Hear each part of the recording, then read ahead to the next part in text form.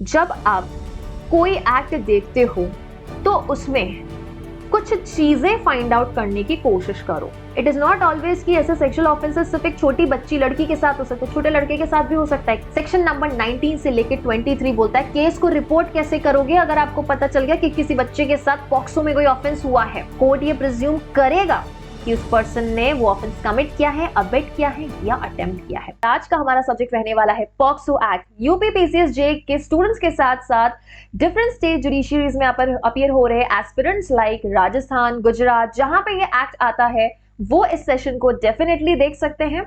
अब जब मैं पॉक्सो एक्ट की बात करूंगी तो इस सेशन में हम लोग पॉक्सो एक्ट को अच्छे से डिवाइड करके एलिमेंट्स को तो समझेंगे ही समझेंगे, साथ ही साथ लास्ट में कुछ एमसीक्यूज भी करने वाले हैं, फॉलोड बाय डीपीपी ऑल्सो। अब जब पॉक्सो एक्ट हम पढ़ें तो याद रखें स्टूडेंट्स कि इसमें हर एक एलिमेंट ऐसा है जो किसी भी स्टेट जुडिशरी में आ सकता है जहां पे पॉक्सो सब्जेक्ट है। ऐसा क्यों कह रही हूं मैं, क्योंकि देखो हर स्टेट जुडिशरी का ना अलग तरीका होता है क्वेश्चंस को रखने का। फॉर एग्जांपल अगर हम दिल्ली की बात करें तो दिल्ली पे आपका पूरा एक सिचुएशन टाइप आपको क्वेश्चन दिया जाता है प्रिलिमिनरी में, and then you are asked to choose any of the options. But when you talk about other states like Gujarat, Rajasthan, यहाँ पे पेपर थोड़ा मॉडरेट होता है। I should not have said Gujarat because Gujarat में इस बार बहुत ही ज्यादा इजी पेपर आया था जिसको बच्चों ने थोड़ा लड्डू पेपर या लड्डू सवाल टाइप के नाम दिए थे। लेकिन भले ही आपका डिफिकल्टी लेवल कहीं मॉडरेट हो, कहीं इजी हो, कहीं डिफिकल्ट हो, लेकिन ये जब माइनर लॉस की बात करते हैं ना, इनमें टाइप्स ऑफ क्वेश्चन सेम रहते हैं। Since they are very minor or they contain very less number of subjects, less number of sections, so the scope of asking the question becomes very narrow in comparison to your major laws जहाँ पे scope बहुत wide है। मैंने हमेशा बोला है minor laws आपके लिए बहुत ज्यादा स्कोरिंग रहेगा, तो अच्छे से फोकस करो इन माइनर लॉज पे। और अगर यहाँ पे पढ़ रहे हो आपके पास बैरक नहीं है, नो वरीज, कोई दिक्कत नहीं है, टेंशन लेने की जरूरत नहीं है। 2012 के साथ साथ मैं आपको अमेंडमेंट भी बताने वाली हूँ। कुछ ऐसे सेक्शन है फॉर एग्जांपल हमें देखने को मिलता है कि हमारे पास सेक्शन नंबर 5 है, सेक्शन नंबर 9 है। इतना लंबा चौड़ा सेक्शन, इतने सारे एलिमेंट्स कैसे याद करे इंसान मैम। डू नॉट वरी, कुछ स्पेशल टेक्निक्स लेके आए हैं जिससे मैंने इसको चार्ट फॉर्मेट में बनाया है, और मेरे चार्ट्स हमेशा एक स्टूडेंट पर्सपेक्टिव रहते हैं, हैंडमेड रहते हैं, जहां पे स्टूडेंट्स को ये समझ आए कि these types of charts has to be prepared by each and every student. किसी भी कोचिंग इंस्टीट्यूट से या कहीं से भी आपको भले कितना ही टाइप्ड मटेरियल क्यों ना मिल जाए बच्चों, जब तक आप खुद से अपने हैंडमेड नोट्स नहीं बनाएंगे आपको याद नहीं होगा, और उस सब्जेक्ट को फील करने का जो एक पर्सपेक्टिव है वो शायद थोड़ा चेंज हो जाएगा, जो मुझे पिछले कुछ सालों में रियलाइज हुआ है। मेरे पास भी प्रिंटेड नोट्स थे, मेरे पास अपने हैंडमेड नोट्स भी थे, तो आज वो रजिस्टर के जो पेपर्स हैं, उनके कॉर्नर्स हैं, उनकी साइज हैं, शायद फटने लगी हैं, but still I prefer those notebooks. आपके प्रिंटेड बुक्स में बहुत सारा मटेरियल है, लेकिन वो हैंडमेड नोट्स ही मैं हमेशा प्रेफर करती हूँ। कुछ भी नई चीज मिलती तो शायद मैं उसी में जितना हो सकता है फिट करने की कोशिश करूंगी। तो हमेशा मेक श्योर करें कि माइनर लॉस के तो फटाफट एक एक दिन में नोट्स बन सकते हैं। And now talking about UP PCSJ, since आपके पास टाइम कम है सो डू नॉट वरी, ये पीडीएफ्स आपको सेशन ओवर होने के बाद इमीडिएट बेसिस पे मिल जाएगी, जिसके लिए आप लॉ वाला टेलीग्राम चैनल भी ज्वाइन कर सकते हैं, और साथ ही साथ ये पीडीएफ हमेशा अपने पास रख सकते हैं, अपने फोन में देख सकते हैं, प्रिंट आउट निकलवा सकते हैं। बट आई विल सजेस्ट कि इस पीडीएफ का शायद आप प्रिंट आउट ना निकलवाएं, बिकॉज सिंस माय जनरली मेरी पीडीएफ्स जो हैं ब्लैक बैकग्राउंड के साथ होती हैं, so it will be very आपका पेपर बहुत ज्यादा इंक होल्ड करेगा। सो बेटर है कि इन नोट्स से आप अपने नोट्स भी बनाएं, आप अपनी स्ट्रैटेजी अपनाइए। देखो सबका अपना अपना पढ़ने का तरीका है, तो आप अपने हिसाब से पढ़ सकते हैं, मैंने अपने हिसाब से स्ट्रैटेजी बनाया है, जो आपको मर्जी लगे वो कीजिए, बस अच्छे से पढ़िए। और जहां आपको लग रहा है कि कहीं पर भी दिक्कत हो रही है, कुछ भी समझ में नहीं आ रहा है, यू आर फीलिंग लॉस्ट, आपको स्ट्रैटेजी समझ नहीं आ रही है, कैसे शुरू करें, बस पता है कि करना है लेकिन करना कैसे है, मतलब शुरू कैसे करना है, बस एग्जीक्यूशन में ही तो अटक जाते हैं। लॉ वाला family is there with you, we all educators are there with you. Just put one comment और one feedback in the comment section and we will address it. Okay, चलो अब पॉक्सो एक्ट की बात करते हैं। देखो students, POCSO act ये act है 2012 का, और हमें पता है कि 2012 हमारे इंडिया में, दिसंबर 2012 इंडिया में एक ऐसा केस हुआ था, हालांकि केसेस तो हर दिन होते हैं, जिसमें से रिपोर्ट बहुत कम होते हैं, जिसमें से भी बहुत कम ऐसे केसेस होते हैं जो कि मीडिया में आ पाते हैं या हमारे सामने आ पाते हैं, और उसमें से भी बहुत ऐसे कम केसेस होते हैं जो कि नेशनल लेवल पे हर इंडियन का या हर पर्सन का अटेंशन गैदर करे और अपने आप में उस डिसीजन को ऐतिहासिक बनाता है या नहीं बनाता है, वो कंप्लीटली देखो कोर्ट्स का डिसीजन रहता है। बट हाँ, ऐसे केसेस जब सुनने को मिलते तो डेफिनेटली किसी की भी रूह कांप जाएगी, जैसे हमने 2012 में देखा था दिसंबर में, that is Nirbhaya rape case. उस केस के बाद जहां आईपीसी में कुछ मेजर अमेंडमेंट्स हुए हैं, हमें पॉक्सो में भी कुछ अमेंडमेंट्स देखने को मिले हैं। सी स्टूडेंट्स, पॉक्सो एक्ट एक स्पेशल एक्ट है जो कि एक स्पेशल कॉज के साथ आया है, जो कि एक स्पेशल टाइप ऑफ ऑफेंस को कर्ब करने के लिए, प्रोहिबिट करने के लिए, कंट्रोल करने के लिए बना है। But it's been almost 10 years, फिर भी हम देख रहे हैं कि ऐसे बहुत सारे इंडिया में केसेस हुए, चाहे वो कथुआ रेप केस हो, उन्नाव रेप केस हो, हाथरस रेप केस हो, जहां पे बहुत मासूम बच्चे जिसको सिर्फ अपनी जिंदगी में खेल कूद की दुनिया बहुत प्यारी लग रही है, and things go like beyond expectation की कोई भी नहीं सोच सकता कि ऐसा हो सकता है। तो उस केस में आपके सामने एक सवाल जरूर उठता होगा कि लाइक ये स्पेशल एक्ट्स बनने के बाद भी there is no solution. See students, the simple reason is that कोई भी चीज अगर कभी आती है तो उसका इफेक्ट देखने में वक्त लगता है। But yes, we all are right in saying that effect should not be at the cost of anybody's life, anybody's respect, dignity. Everybody has equal right to life and liberty, तो किसी को भी right तो नहीं है छीनने का। सो इसीलिए बहुत जरूरी है कि हमारी जैसी नेक्स्ट जनरेशन आए, जजेस बने और चीजों को बहुत ज्यादा इफेक्टिवली और इमीडिएट इफेक्ट से इंप्लीमेंट करें, तो हम कह सकते हैं कि हाँ, लॉ कहीं ना कहीं हेल्प कर रहा है। We being legal students also, law students also, we know कि कितनी चीजें एक्चुअली वर्क करती हैं और एक्चुअली वर्क नहीं करती है ना। कोर्ट में भी कई बार आपको इलीगल तरीके अपनाने पड़ते हैं, पीछे के दरवाजे खटखटाने पड़ते हैं, तब जाके आपका काम भी होता है। So anyways, we hope that बहुत जल्दी हमारे इंडिया में बदलाव आएंगे, न्यू लॉज आएंगे और बहुत ही ज्यादा इफेक्टिव तरीके से उनका इंप्लीमेंटेशन होगा। उसके लिए जरूरी है अच्छे सूझबूझ व्यक्ति वाले जजेस। नो डाउट अभी भी हमारे पास वो जजेस काफी हैं, बीट योर रिस्पेक्टेड जजेस in Supreme Court, high courts, but implementation में अभी वक्त लगेगा। So wishing you all the very best. अच्छे से जजेस बनो, अपने सपने पूरे कीजिए और शुरू करेंगे अब हमारा पॉक्सो एक्ट। पॉक्सो एक्ट शुरू करने से पहले, जैसे मैंने हमेशा बोला है कि कोई भी एक्ट पढ़ोगे, स्पेसिफिकली माइनर लॉ, तो सबसे पहले उसका डेट ऑफ प्रेसिडेंट्स एसेंट, उसका इफेक्टिवनेस कब देखने को मिला है, एज वेल एज उसके number of sections and chapters, वो बहुत जरूरी है। साथ ही साथ अमेंडमेंट डेट यहाँ पे याद रखना बहुत जरूरी है। अगर मैं 2012 पॉक्सो एक्ट की बात करूं बच्चों, तो ये आपका प्रेसिडेंट्स एसेंट इसको रिसीव हुई थी, कब रिसीव हुई थी बच्चों? ये रिसीव हुई थी हमें 19 जून 2012।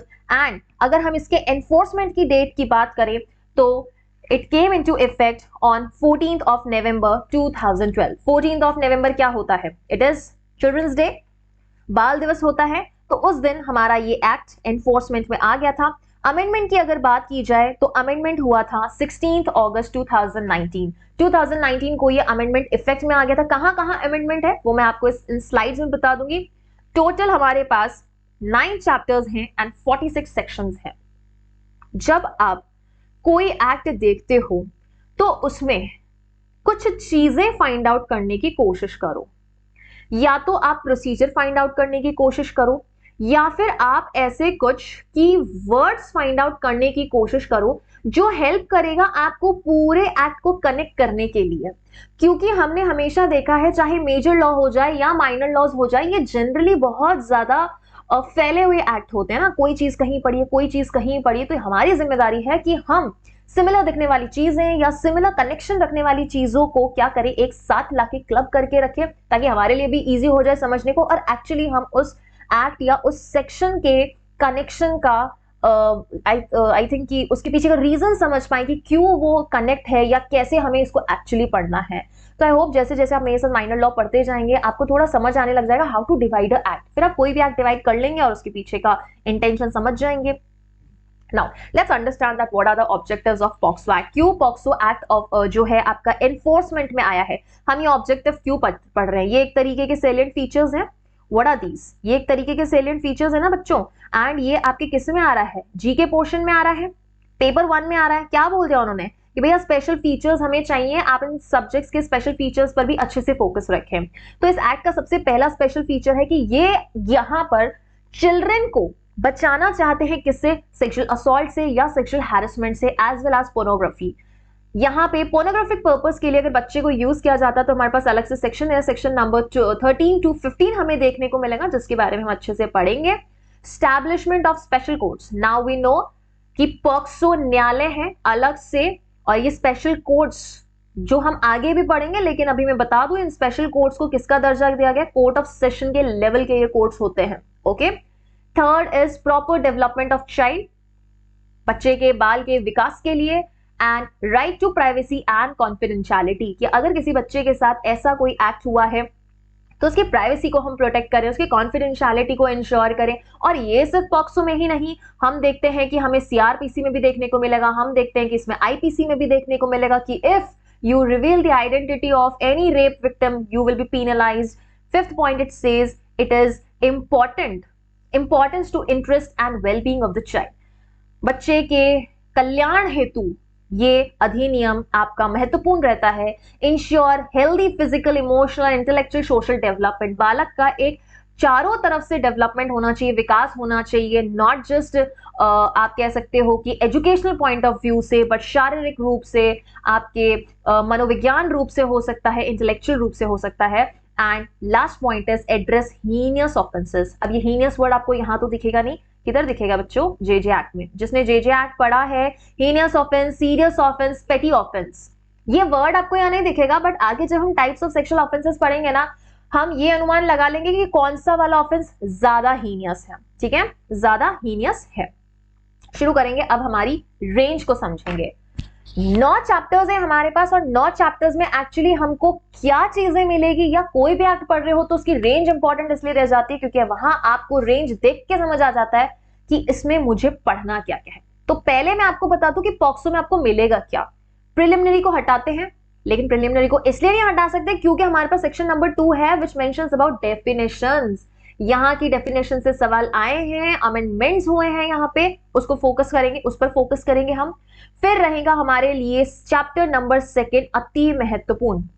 आपका अगर मैं कहूं पूरा एक्ट ही इन ऑफेंसेस के ऊपर डिपेंड करता है। ये आपके कुछ 10 सेक्शंस हैं, 10 सेक्शंस हैं जो कि आपको इस पूरे एक्ट के अंदर होने वाले ऑफेंसेस के बारे में बता रहा है, बस इसके बाहर और कोई ऑफेंस नहीं है। हालांकि जब हम सेक्शन नंबर 20 से 23 पढ़ेंगे वहां पर भी आपको कुछ ऑफेंसेस मिलने वाले। ऐसा नहीं है कि सिर्फ यहाँ ऑफेंस खत्म हो रहा है, यहाँ पर भी है, लेकिन बच्चों यहाँ पे सेक्सुअल ऑफेंसेस नहीं है। यहाँ पर भी पनिशमेंट देखने को मिलेगी हमें 6 मंथ्स, लेकिन यहाँ पे सेक्सुअल ऑफेंसेस नहीं है। यहाँ पे आप रिपोर्ट नहीं दे रहे हो, या जिस पर्सन को आपने इंफॉर्मेशन दी है वो रिकॉर्ड नहीं कर रहा है तो पनिशमेंट है, या फॉल्स इंफॉर्मेशन दिया तो पनिशमेंट है। मीडिया के ऊपर ऑब्लिगेशन था आइडेंटिटी प्रोटेक्ट करने के लिए, नहीं किया तो पनिशमेंट है। किधर, 20 से लेके 23 में। ओके, नेक्स्ट 13 to 15 में use of child for pornographic purpose. Word PP लिखा हुआ देखिए, मतलब ma'am has written pornographic purpose. अगर बच्चे का किसी अश्लील प्रयोजन के लिए प्रयोग किया जा रहा है तो उसके विरुद्ध भी वो भी आपके किस में आएगा, एक अपराध की श्रेणी में आता है। Next is abetment and attempt, दुष्प्रेरण और क्या है यहाँ पे, अटेम्प्ट, प्रयास करना। ओके, फिर है procedure for reporting of case. अगर किसी के साथ ऐसा कोई सेक्सुअल ऑफेंस हुआ है तो फिर उसका रिपोर्ट कहाँ करना है, कैसे करना है, कौन कर सकता है, किसको कर सकता है, ये सारे क्वेश्चंस के जवाब हमें यहां मिलेंगे। ओके, 24 से 27 रेंज धीरे धीरे याद करते जाना। मैंने बोला 1 से 2 प्रिलिमिनरी, 3 से लेके 12 हमारे पास सेक्सुअल ऑफेंसेस है, 13 से लेके 15 हमारे पास पोर्नोग्राफिक पर्पस की चीजें दे रखी है। फिर हमारे पास 16 से लेके 19 अबेटमेंट एंड अटेम्प्ट दे रखा है। 20 से लेके 23 तक केस को कैसे रिपोर्ट करना है। चलेंगे सेक्शन नंबर 24 से 27। अब ये 4 सेक्शन का जोड़ा क्या कहता है, ये भाई कहता है कि स्टेटमेंट कैसे रिकॉर्ड करेंगे madam, how will you record the statement. जैसे हम सीआरपीसी में पढ़ के आते हैं सेक्शन 160, 161, 164, वहां पे भी स्टेटमेंट्स का रिकॉर्डिंग होता है, यहां पर भी स्टेटमेंट्स का रिकॉर्डिंग हो रहा है। तो उस केस में आपको क्या चीजों का ध्यान रखना है, सिंपली तो है मैम स्टेटमेंट रिकॉर्ड करना, लेकिन उस वक्त कुछ रूल्स एंड रेगुलेशंस हैं।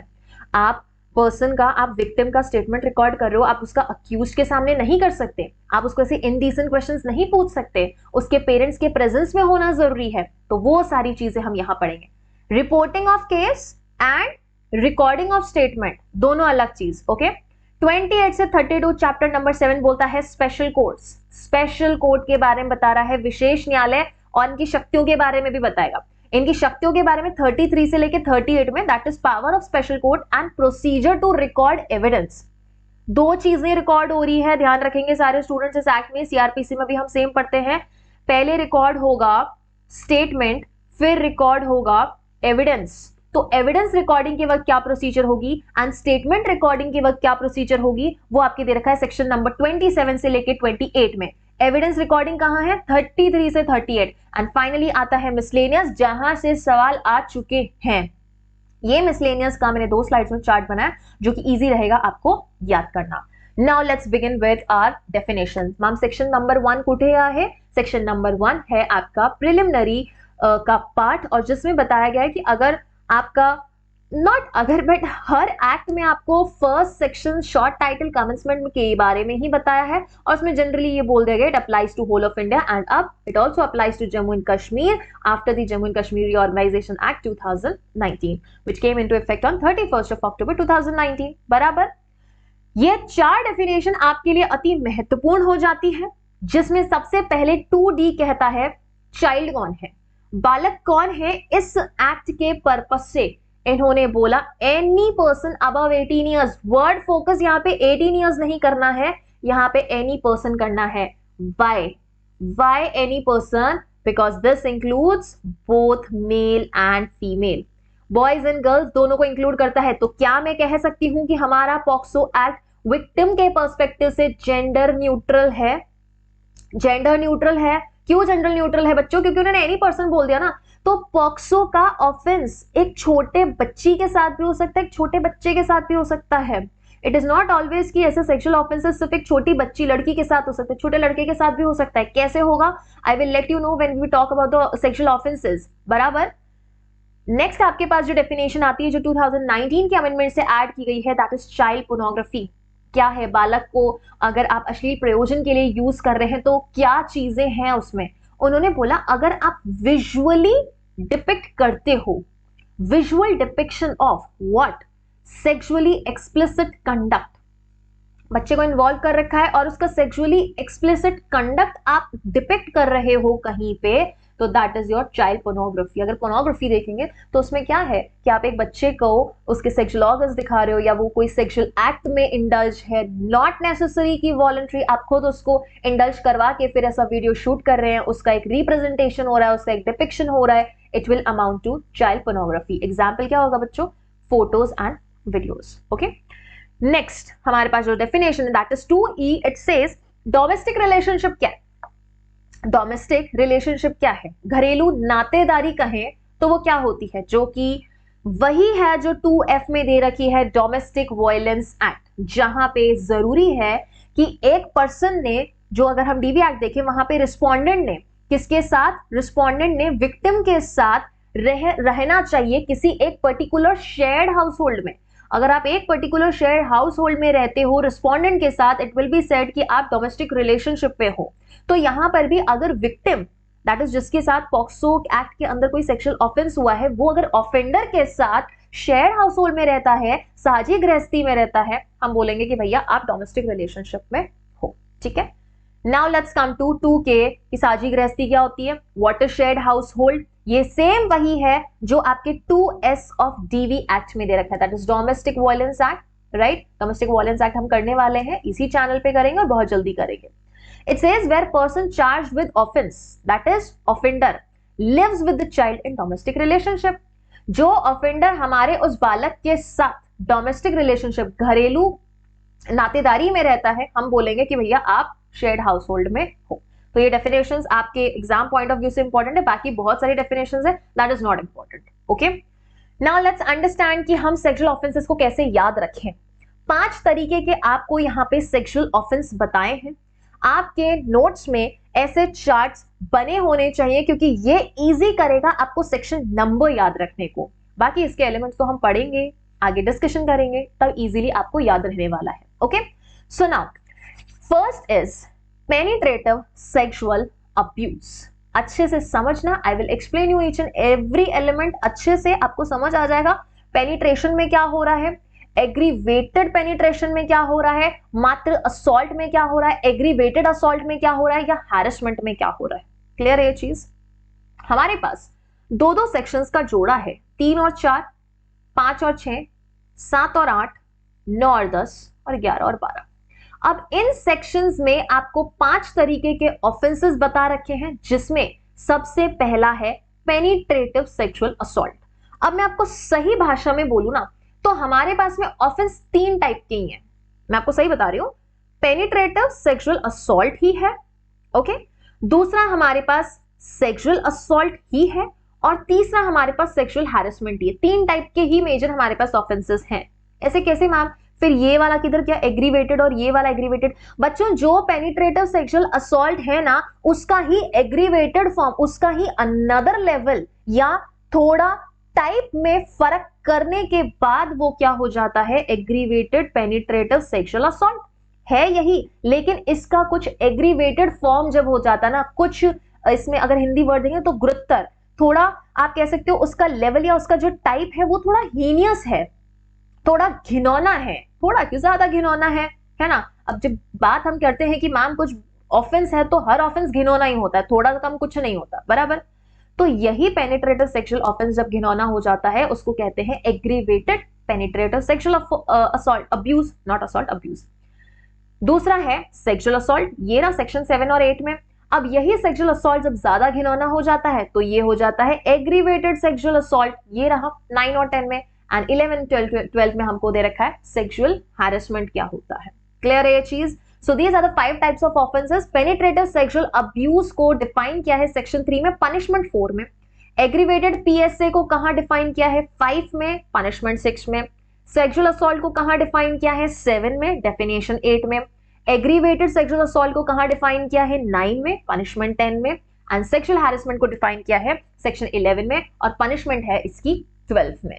इसके बाद हम एक एक सेक्शन को पढ़ेंगे और उसके एलिमेंट समझेंगे।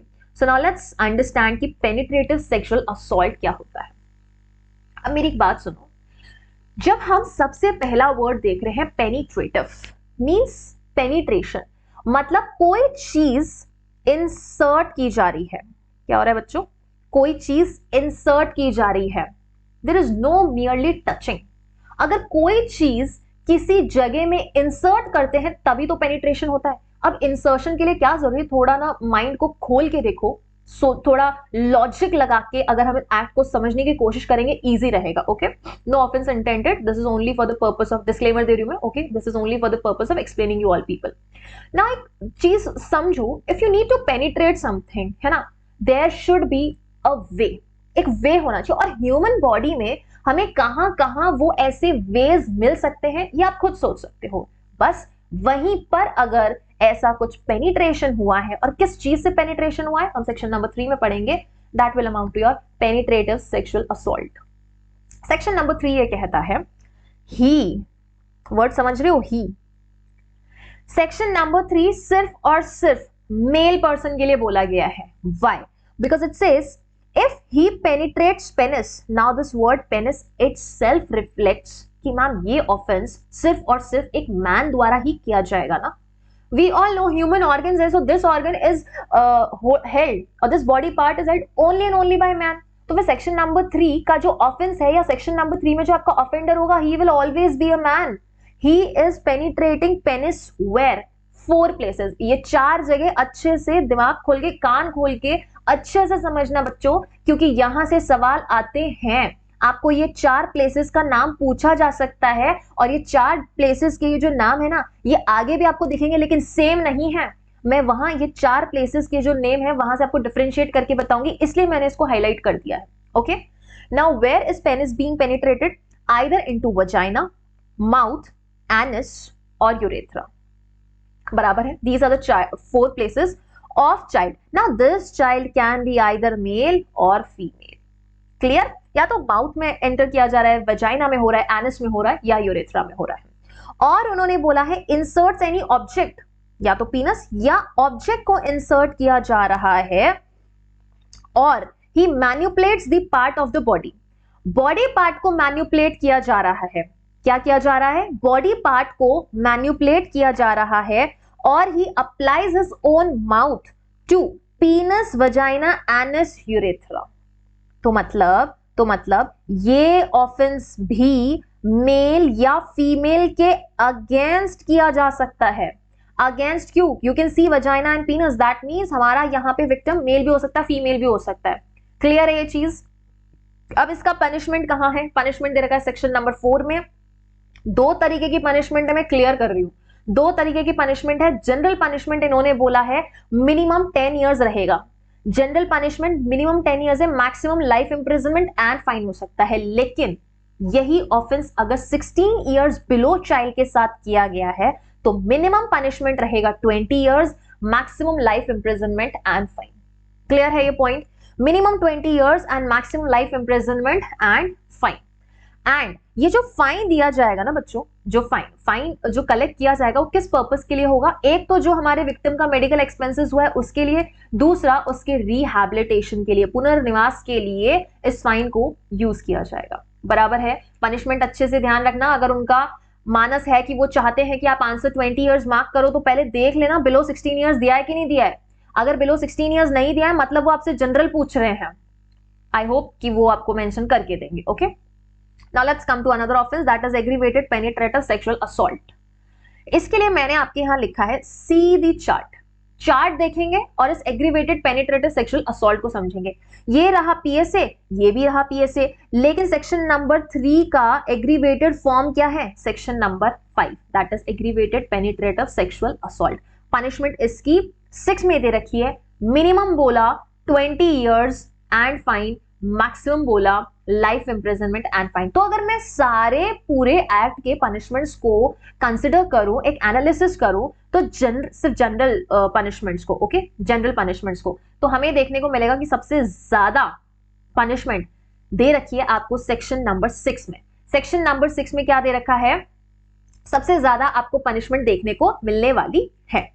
नाउ अब यहां से जब हम आगे चलेंगे तो हमारे पास इंपॉर्टेंट चीज रहेगी कि इस सेक्शन नंबर 5 को कैसे पढ़ा जाए। इस सेक्शन नंबर 5 को कैसे पढ़ा जाए? सेक्शन नंबर 5 और 9 मैं कहती हूं दोनों को साथ में पढ़ना है। दोनों को इसलिए साथ में पढ़ना है क्योंकि 5 में 3 का एग्रीवेशन हो रहा है, 3 का एग्रीवेशन हो रहा है बराबर, और 9 में 7 का एग्रीवेशन हो रहा है। 7 और 8 में क्या है बच्चों? Sexual assault. 9 में क्या है? Aggravated sexual assault. तो 7 का एग्रीवेटेड फॉर्म 9 में और 3 का एग्रीवेटेड फॉर्म 5 में। और एग्रीवेटेड कब है? जब ऐसे पर्सन द्वारा किया जा रहा है जो कि ड्यूटी बाउंड है बच्चे की प्रोटेक्शन को देखने के लिए, बच्चे का संरक्षण देखने के लिए, आपके पास उसकी कस्टडी है, आप उसका वेलबींग इंश्योर करना चाहते थे, लेकिन ऐसे किसी पर्सन ने उसके साथ अगर कोई ऐसा ऑफेंस किया है तो यहां पे हम कहेंगे कि एग्रीवेटेड है। बाकी जनरल पर्सन द्वारा, एक आम पर्सन द्वारा किया गया, इसको हम एग्रीवेटेड नहीं मानेंगे। अब आपके पास इतने सारे क्लॉजेस हैं, वी यू तक हैं, तो उनको याद कैसे रखें? फॉर दैट मैंने आपके पास 5 कैटेगरीज बनाई हैं। 5 कैटेगरीज में मैंने इन सब सेक्शंस को या पॉइंटर्स को डिवाइड किया है। अब आपके पास 5 कैटेगरीज ये है कि ये एग्रीवेटेड पेनिट्रेटिव सेक्सुअल असॉल्ट या ये एग्रीवेटेड सेक्सुअल असॉल्ट अगर इन 5 तरह की कैटेगरी में फॉल होता है या इन पांचों में से किसी कैटेगरी में फॉल होता है तो उसकी पनिशमेंट 6 में है और 9 की पनिशमेंट किस में है? 10 में है।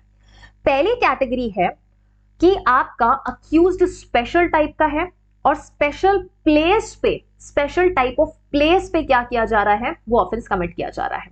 I will explain all these things, do not worry. Let's move on to next slide and understand the other 4 categories. Second category is special method. जिस तरीके से ऑफेंस किया गया है वो बहुत ज्यादा घिनौना है। Okay, third is special type of result वहां दिख रहा है, मतलब रिजल्ट जो नॉर्मल रिजल्ट होना चाहिए था उससे बहुत ज्यादा एग्रीवेटेड फॉर्म का जो रिजल्ट है वो देखने को मिल रहा है। यहां पे विक्टिम जिस कैटेगरी की है वो कुछ स्पेशल कैटेगरी की है। एंड लास्ट है स्पेशल सिचुएशन में किया गया है। ओके, ये वर्ड स्पेशल लगाने का मतलब ये है कि ये सारी चीजें एक दूसरे को डिफरेंशिएट करती हैं। Okay, now you see special accuser special place क्या होगा मैम? फर्स्ट पॉइंट ए और बी पॉइंट ये कहता है अगर वो आपका पुलिस ऑफिसर है या आर्म्ड फोर्स है जो कि अपने एरिया में किसी चाइल्ड के साथ पेनिट्रेटिव सेक्सुअल असॉल्ट करता है तो हम बोलेंगे उसने एग्रीवेटेड पेनिट्रेटिव सेक्सुअल असॉल्ट किया है। अगर पुलिस ऑफिसर नहीं होता तो एग्रीवेटेड नहीं होता, लेकिन क्योंकि तुम पुलिस ऑफिसर हो, आपके ऊपर ड्यूटी है चाइल्ड की सुरक्षा देखने की, सिटीजन्स के राइट्स और राइट्स इंश्योर करने की, लेकिन फिर भी आपने ये कार्य किया है, आपने घिनौनी हरकत की है, हम इसको एग्रीवेटेड मान लेंगे, बराबर। अब देखो ये जो पुलिस ऑफिसर या आर्म्ड फोर्स है ना, या तो बच्चों ये जब ड्यूटी पे था तब किया, या फिर उसने अपने एरिया में ज्यूरिसडिक्शन में किया। कहां?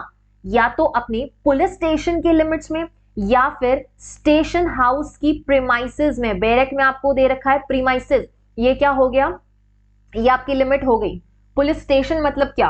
पुलिस स्टेशन मतलब फॉर एग्जांपल अगर नोएडा में हो रहा है तो पुलिस स्टेशन की लिमिट्स, नोएडा के पुलिस स्टेशन का जो लिमिट्स है उस पूरे लिमिट से, मतलब उस 15, 20, 30 किलोमीटर के अंदर किया है। तो स्टेशन हाउस मतलब क्या? स्टेशन हाउस मतलब वो जो पुलिस थाना है, वो जो 4 दीवारी है ना, उस प्रीमाइसेस के अंदर, उस बिल्डिंग के अंदर, उस थाने के अंदर अगर आपके पुलिस ऑफिसर ने ऐसा कोई कार्य किया है, ऐसा कोई पेनिट्रेटिव सेक्सुअल असॉल्ट किया है, तो हम उसको सिर्फ पेनिट्रेटिव सेक्सुअल असॉल्ट सेक्शन 3 के लिए नहीं मानेंगे, हम उसको सीधा सीधा सेक्शन 5 में एग्रीवेटेड पेनिट्रेटिव सेक्सुअल असॉल्ट मानेंगे, बराबर। सी बोला है कि अगर ये ऑफेंस किसी पब्लिक सर्वेंट द्वारा किया गया है। डी, ई, एफ सब का मिला के एक साथ हमने लिखा है कि ऐसे पर्सन द्वारा ये पेनिट्रेटिव सेक्सुअल असॉल्ट किया है जो कि मैनेजमेंट करता है या स्टाफ है, या तो हॉस्पिटल का, ये पब्लिक हो सकता है, प्राइवेट हो सकता है, जेल है, रिमांड होम है, प्रोटेक्शन हाउस है, आपके ऑब्जर्वेशन होम है, प्लेस ऑफ सेफ्टी है, या एजुकेशनल इंस्टीट्यूशन। तो यहाँ का कोई भी ऐसा व्यक्ति जो इस प्लेस को मैनेज कर रहा है या वहां का स्टाफ है, अगर वो पेनिट्रेटिव सेक्सुअल असॉल्ट करता है तो हम बोलेंगे तुमने पेनिट्रेटिव सेक्सुअल असॉल्ट नहीं, तुमने एग्रीवेटेड पेनिट्रेटिव सेक्सुअल असॉल्ट किया है। क्लियर? जी पॉइंट जो इसी कैटेगरी में आता है, अगर गैंग पीएसए हुआ है तो, अगर काफी सारे लोगों ने मिलकर पेनिट्रेटिव सेक्सुअल असॉल्ट किया है, it will amount to aggravated penetrative sexual assault. Next is relative of the child. बच्चे का कोई रिश्तेदार था, घर आया हुआ था, मामा, चाचा, फूफा, या तो मैरिज से रिलेशन है उसका, या ब्लड रिलेटिव है उसका, या फिर अडॉप्शन की वजह से उस पर्सन का उस चाइल्ड के साथ रिलेशन है, हम बोलेंगे आपने मात्र पीएसए नहीं, एग्रीवेटेड पीएसए किया है। ओनर और manager of institute providing service to child. अब हमें पता है कि कुछ सारे ऐसे चाइल्ड वेलफेयर इंस्टीट्यूशंस होते हैं या ऐसी संस्थाएं हैं जो child in need of care and protection को कुछ ऐसी सर्विसेज देती हैं जो कि उसके कल्याण के लिए इंपॉर्टेंट है। उसके ओनर या मैनेजर ने किया, एनजीओ के किसी ओनर ने किया, it will amount to aggravated PSA. Position in trust and authority. Mummy गई बाहर मार्केट में, अपने 5 साल के बच्चे को पड़ोसी के पास छोड़ के चली, अथॉरिटी दिया, विश्वास के साथ अथॉरिटी दिया कि आप मेरे बच्चे का ध्यान रखिएगा, मैं 4-5 घंटे में आ रही हूं। सिर्फ पेनिट्रेटिव असॉल्ट, सेक्सुअल असॉल्ट नहीं होगा, ये क्या होगा? Aggravated penetrative sexual assault. देखो सुनो, सेक्शन नंबर 5 में जो चीज है ना, वो वही है जो सेक्शन नंबर 3 में हो रही है। मतलब कार्य सेक्शन नंबर 3 वाला ही हो रहा है, पेनिट्रेशन हो रहा है, पेनिस का पेनिट्रेशन हो रहा है, ऑब्जेक्ट का इंसर्शन हो रहा है, मैन्युपुलेशन हो रहा है। इंसर्शन कहां पे हो रहा है, पेनिट्रेशन कहां पे हो रहा है? वजाइना, एनस, माउथ, यूरेथ्रा में हो रहा है। लेकिन क्योंकि ये सेक्शन नंबर 5 में मेंशन्ड लोगों द्वारा स्पेशल सिचुएशन में, स्पेशल विक्टिम में, स्पेशल अक्यूज्ड के द्वारा हो रहा है, इसलिए हमने इसको एग्रीवेटेड फॉर्म बोल दिया है। बाकी वही एलिमेंट है सेक्शन नंबर 3 का। ओके, अगर हम इसकी फर्स्ट लाइन हेडिंग पढ़ेंगे तो टी पॉइंट बोलता है कि पेनिट्रेटिव सेक्सुअल असॉल्ट हो रहा है ऐसे पर्सन द्वारा जो कि प्रीवियसली कन्विक्ट हुआ है या तो पॉक्सो एक्ट में या फिर किसी भी अदर सेक्सुअल ऑफेंसेस के लिए। ऑलरेडी वो कन्विक्ट हो गया था, वापस जेल से बाहर आया, अब उसने पेनिट्रेटिव सेक्सुअल असॉल्ट कर दिया, तो हम उसे सेक्शन नंबर 3 की डेफिनेशन के अकॉर्डिंग 4 में पनिश नहीं करेंगे, सेक्शन नंबर 5 की डेफिनेशन के अकॉर्डिंग हम उसे 6 में पनिश करेंगे। ठीक है, पनिशमेंट हमेशा पनिशमेंट वाले सेक्शन में होती है, डेफिनेशन में नहीं होती है। Next is special method. कौन सा वो स्पेशल मेथड? आई होप आपको ये ट्रिक थोड़ी पसंद आएगी ताकि आप थोड़ा याद रख पाओगे इसको, क्योंकि आपके पास 20 चीजें 25 चीजें दे रखी है, उनको एक साथ याद करोगे तो अच्छा है ना कि आप 5 तरह की सब हेडिंग्स बना के वो पॉइंटर्स उसमें ऐड कर लो। नेक्स्ट आपको दे रखा है स्पेशल मेथड। कुछ तरीका जो है वो घिनौना है, ठीक है। डेडली वेपन यूज किया जा रहा है, फायर यूज किया जा रहा है, या हीटेड सब्सटेंस, या ऐसा कोई कोरोसिव सब्सटेंस, आयरन स्टिक हो गया है, ये सारी चीजें अगर बच्चे के किसी भी बॉडी पार्ट में एंटर की जा रही है, यूज की जा रही है, तो स्पेशल एक कह सकते गंदे तरीके से ये हुआ है, इसलिए हमने ये सब कुछ क्लब एक साथ किया है। नेक्स्ट पॉइंट है कॉज ग्रीवियस हर्ट। बच्चे को आप घोर उपत्ति दे रहे हो या bodily harm, next is induce कर रहे हो, एंटाइज कर रहे हो या फिर कोर्स कर रहे हो उस बच्चे को, ताकि आप उस बच्चे को एडमिनिस्टर कर सको ऐसा ड्रग, ऐसा केमिकल जिससे कि वो सेक्सुअली जल्दी मेच्योर हो जाए। बिकॉज वहां पे जो आपका ऑफेंडर है उसको क्या करना है, कुछ ऐसा सेक्सुअल लस्ट है जो उसको फुलफिल करना है, कुछ ऐसी ग्रेटिफिकेशन है जो वो फुलफिल करना चाहता है, देन इन दैट केस वो कुछ ऐसे ड्रग्स केमिकल्स उसको देता है, ठीक है, ताकि वो सेक्सुअली जल्दी मेच्योर हो जाए बच्चा। जब मैं वर्ड बोल रही हूं आप, that does not mean you my प्यारे स्टूडेंट्स, नो, मैं उस ऑफेंडर की बात कर रही हूँ, ठीक है, so don't get offended. Next point, अगर वो ऑफेंडर अटेम्प्ट करता है मर्डर का और साथ ही साथ पीएसए भी कर रहा है, पेनिट्रेटिव सेक्सुअल असॉल्ट भी और साथ में मर्डर का अटेम्प्ट कर रहा है, बच्चों क्या हो जाएगा, वो aggravated penetrative sexual assault. I hope आप सबको समझ आ रहा है। Next is you make the child naked in public, और उसके बाद आप वहां पे क्या कर रहे हैं, पेनिट्रेटिव सेक्सुअल असॉल्ट कर रहे हैं, मतलब आपका ऑफेंडर कर रहा है ये सारी चीजें, तो वो सीधा चली जाएगी। मतलब पीएसए तो है, दोनों में पेनिट्रेटिव सेक्सुअल असॉल्ट हो रहा है एज पर सेक्शन 3, लेकिन आप यहाँ पे बच्चे को नेकेड कर रहे हैं और यहाँ पे आपका जो ऑफेंडर है वो यहाँ पे मर्डर के लिए अटेम्प्ट कर रहा है, देन दैट केस सीधा सीधा एग्रीवेटेड हो जाएगा। मतलब हम सेक्शन नंबर, धारा नंबर 6 की पनिशमेंट देंगे, 4 की नहीं देंगे। स्पेशल रिजल्ट हुआ है ऐसे पीएसए की वजह से। क्या स्पेशल रिजल्ट हुआ है, जे का फर्स्ट पॉइंट कहता है फिजिकली इनकैपेसिटेट हो गया है बच्चा, कुछ इस तरीके का घिनौना कार्य उसके साथ किया कि बच्चे का हाथ पैर कोई ऑर्गन कंप्लीटली खराब हो चुका है, इनकेपेबल हो चुका है बच्चा। Next point is make child pregnant, that is ये फीमेल के केस में है, ओके। अगर उस सेक्सुअल असॉल्ट की, सेक्सुअल अब्यूज की वजह से, not sexual assault, sexual abuse की वजह से वो चाइल्ड, वो फीमेल चाइल्ड प्रेग्नेंट हो गई है, एग्रीवेटेड पीएसए में आएगा। इन्फ्लिक्ट एचआईवी, अगर उस बच्चे को एचआईवी हो गया पीएसए की वजह से, अब वो पीएसए नहीं हुआ, वो एपीएसए हो चुका है। Cause the death of the child, बच्चे की डेथ कॉज कर दी पीएसए के साथ, क्या हो जाएगा ये, अब ये हो जाएगा एग्रीवेटेड पीएसए। अब जो मैंने आपको स्पेशल मेथड बताया और मैंने जो आपको स्पेशल रिजल्ट बताया, ये पूरा का पूरा चार्ट आप as it is section number 9 पे भी अप्लाई करोगे, लेकिन यहां पे ये वाला जो पॉइंट है ना बच्चों, ये वाला सिर्फ और सिर्फ सेक्शन नंबर 9 में है, 5 में नहीं है। ये वाला पॉइंट सिर्फ और सिर्फ 9 में है, 5 में नहीं है, क्योंकि सेक्शन नंबर 5 में भी तो पेनिट्रेशन ही हो रहा है ना, पेनिट्रेशन ही हो रहा है, 9 में कोई पेनिट्रेशन नहीं हो रहा, there is only aggravated sexual assault, no penetration in section number 7, 8, 9, 10। Penetration is only and only, penetration means what, insertion, कोई चीज को इंसर्ट करना, सेक्शन 3, 4, 5, 6 में ही पेनिट्रेशन है। जे का पॉइंट 2 एंड जे का पॉइंट 4, ये दो पॉइंट ऐसे हैं जो सेक्शन नंबर 9 में नहीं है, क्योंकि वहां पे पेनिट्रेशन नहीं हो रहा है ना, वहां पे पेनिट्रेशन नहीं हो रहा है तो चाइल्ड का प्रेग्नेंट होना या चाइल्ड की डेथ होने का चांस ही नहीं बनता, वहां पे सिर्फ असॉल्ट हो रहा है। लेकिन यहाँ पे ये वाला जो पॉइंट है ना बच्चों, ये वाला सिर्फ 9 में है, 5 में नहीं है, क्योंकि इससे कुछ आपने पेनिट्रेट नहीं किया है, लेकिन ये वाला 9 में नहीं है और 5 में है। Am I clear? I hope मैंने उल्टा नहीं बोला है, ठीक है, आई होप ये पॉइंट आपको क्लियर है।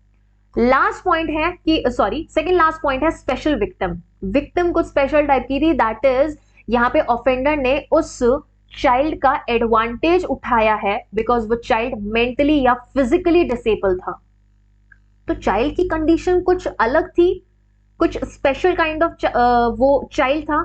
उस केस में अगर आपने उस चाइल्ड का, आपने नहीं मतलब ऑफेंडर ने अगर फायदा उठाया है तो वो पीएसए नहीं होगा, एपीएसए हो जाएगा। चाइल्ड के साथ एक से ज्यादा बार पेनिट्रेटिव सेक्सुअल असॉल्ट हुआ है, वो अब एग्रीवेटेड हो जाएगा। बिलो 12 इयर्स था चाइल्ड, अब वो एग्रीवेटेड पेनिट्रेटिव सेक्सुअल असॉल्ट हो गया है। When the child is pregnant and ये चीज अक्यूज को पता है कि child was already pregnant due to some other reason और उसने पेनिट्रेटिव सेक्सुअल असॉल्ट किया है, हम बोलेंगे वो एग्रीवेटेड पेनिट्रेटिव सेक्सुअल असॉल्ट है।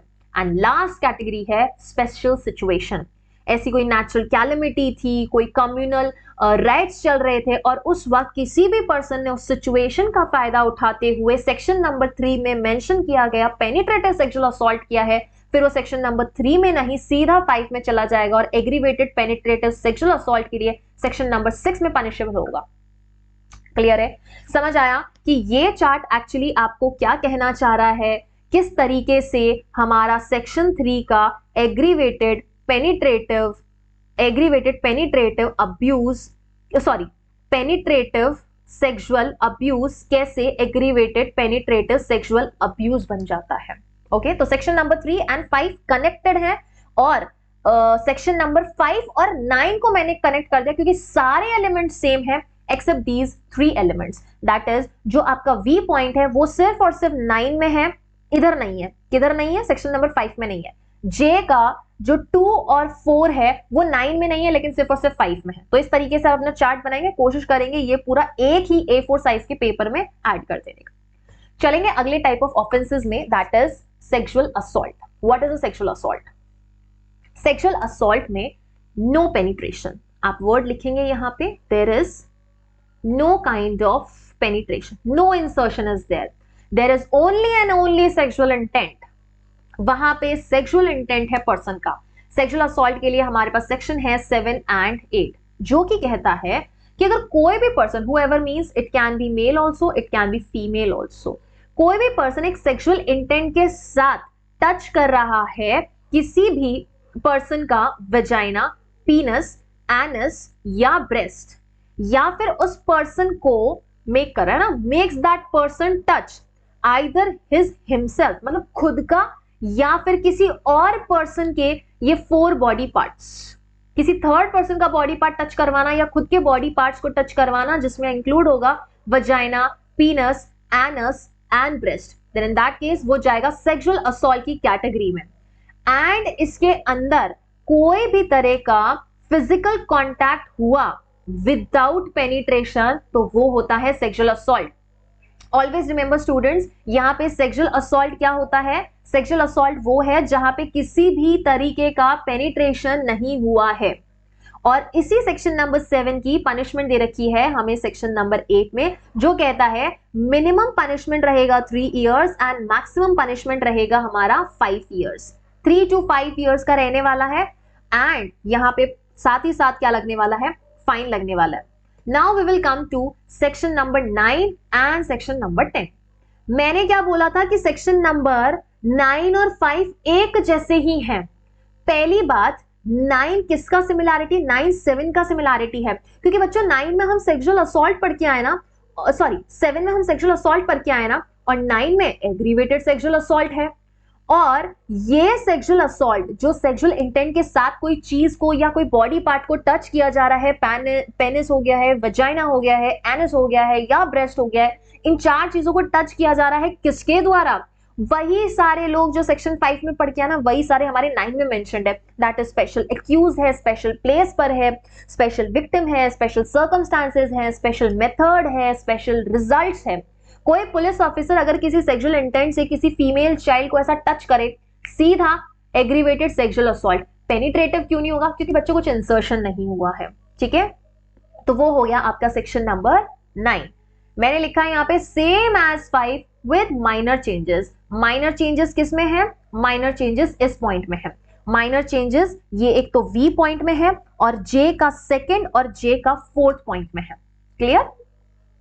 चलो देखो यहां पे point, there is no penetration, यहां पर भी कोई पेनिट्रेशन नहीं है, लेकिन सेक्सुअल असॉल्ट, सेक्सुअल इंटेंशन है by all authorities under section number 5। वो सारी अथॉरिटीज जो सेक्शन नंबर 5 में मेंशन कर रखी है वही के वही सेक्शन नंबर 9 में मेंशन कर रखी है। ओके, तो कुछ खास अलग आपको पढ़ना नहीं है सेक्शन से। पनिशमेंट सेक्शन नंबर 10 में आपको दिया है minimum 5 years, maximum 7 years along with the fine. Okay, now let's move to sexual harassment. क्या है sexual harassment?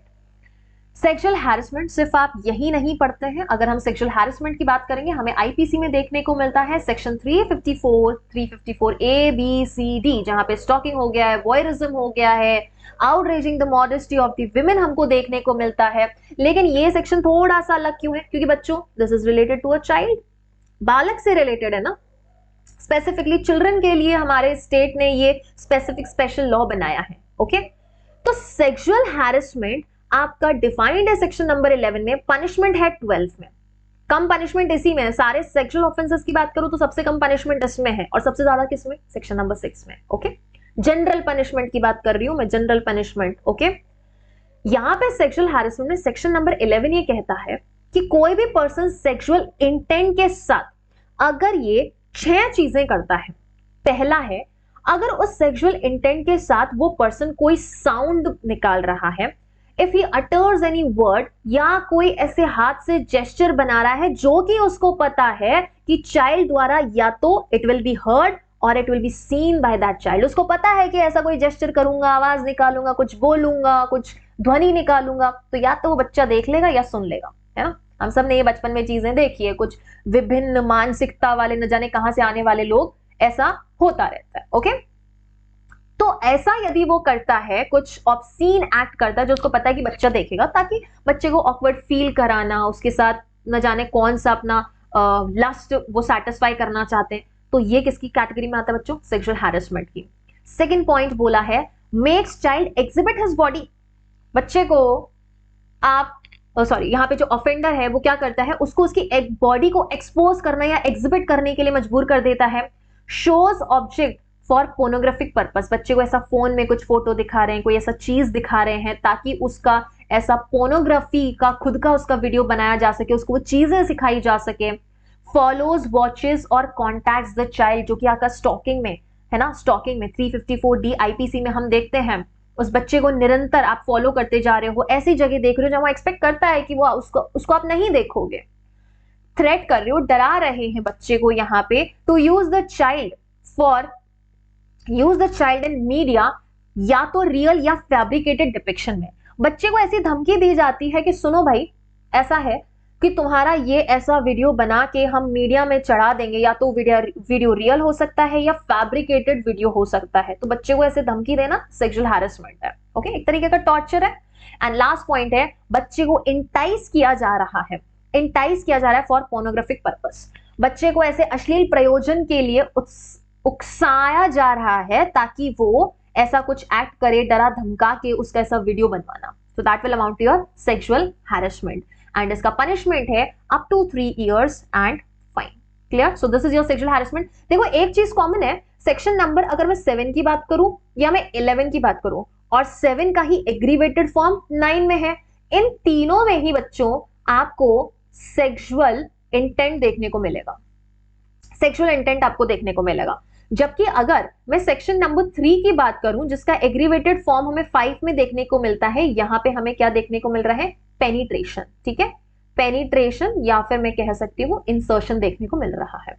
Now we will come on to another type of offence which is not a sexual offense actually but using a child for pornographic purpose। अश्लील प्रयोजन के लिए यदि किसी बालक का प्रयोग किया जाता है तो वहां पे क्या क्या प्रोविजंस है या क्या क्या पनिशमेंट्स हैं।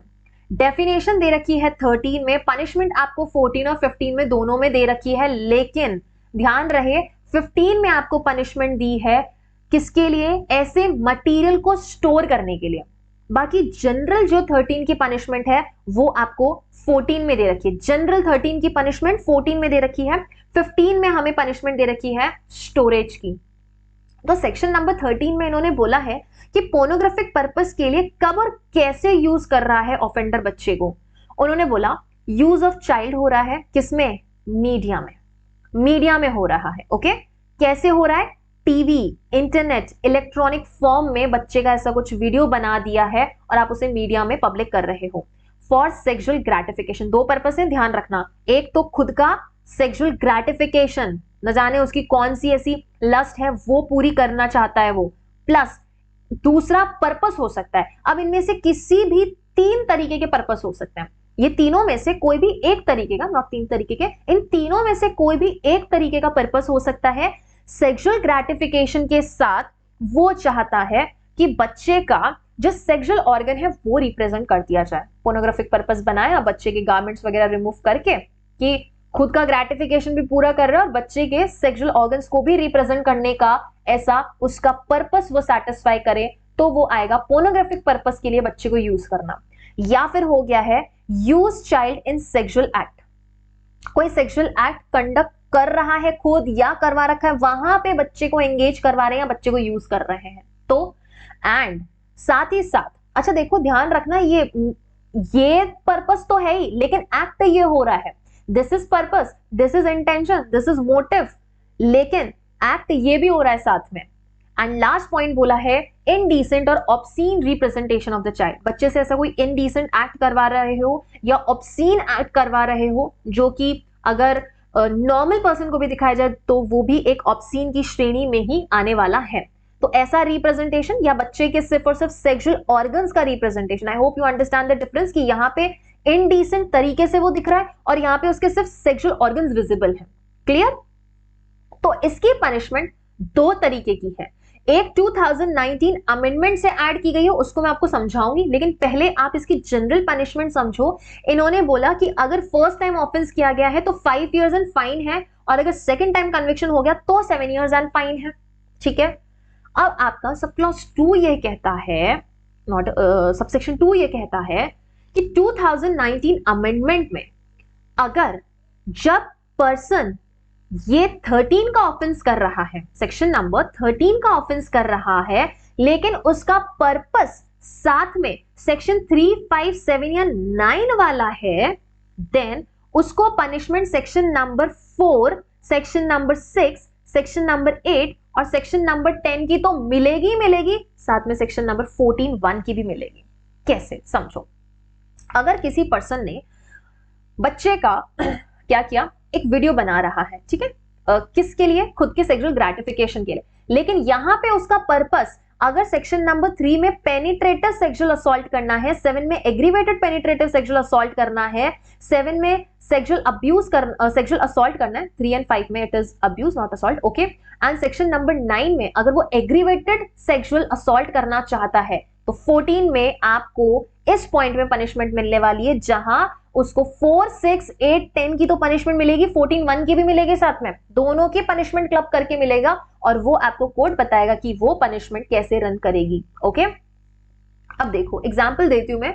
एक पर्सन था जिसने कि अपने सेक्सुअल ग्रेटिफिकेशन के लिए बच्चे का एक वीडियो बनाया, और साथ ही साथ उसने कोई ऑब्जेक्ट बच्चे के वजाइना में इंसर्ट किया, मतलब पेनिट्रेशन हुआ, किधर हुआ? सेक्शन नंबर 3 में, और अपना सेक्सुअल ग्रेटिफिकेशन पूरा करते हुए उसने एक वीडियो भी बना दिया कि पोर्नोग्राफिक पर्पस के लिए यूज होगा, तो इस पॉइंट में उसको सेक्शन नंबर 4 की भी पनिशमेंट मिलेगी और 14, 1 की भी मिलेगी। और यही एक्ट अगर पुलिस ऑफिसर करता तो 5 का ऑफेंस करता, 13 का ऑफेंस भी करता, तो उसको पनिशमेंट 6 की भी मिलती और उसको पनिशमेंट 14, 1 की भी मिलती।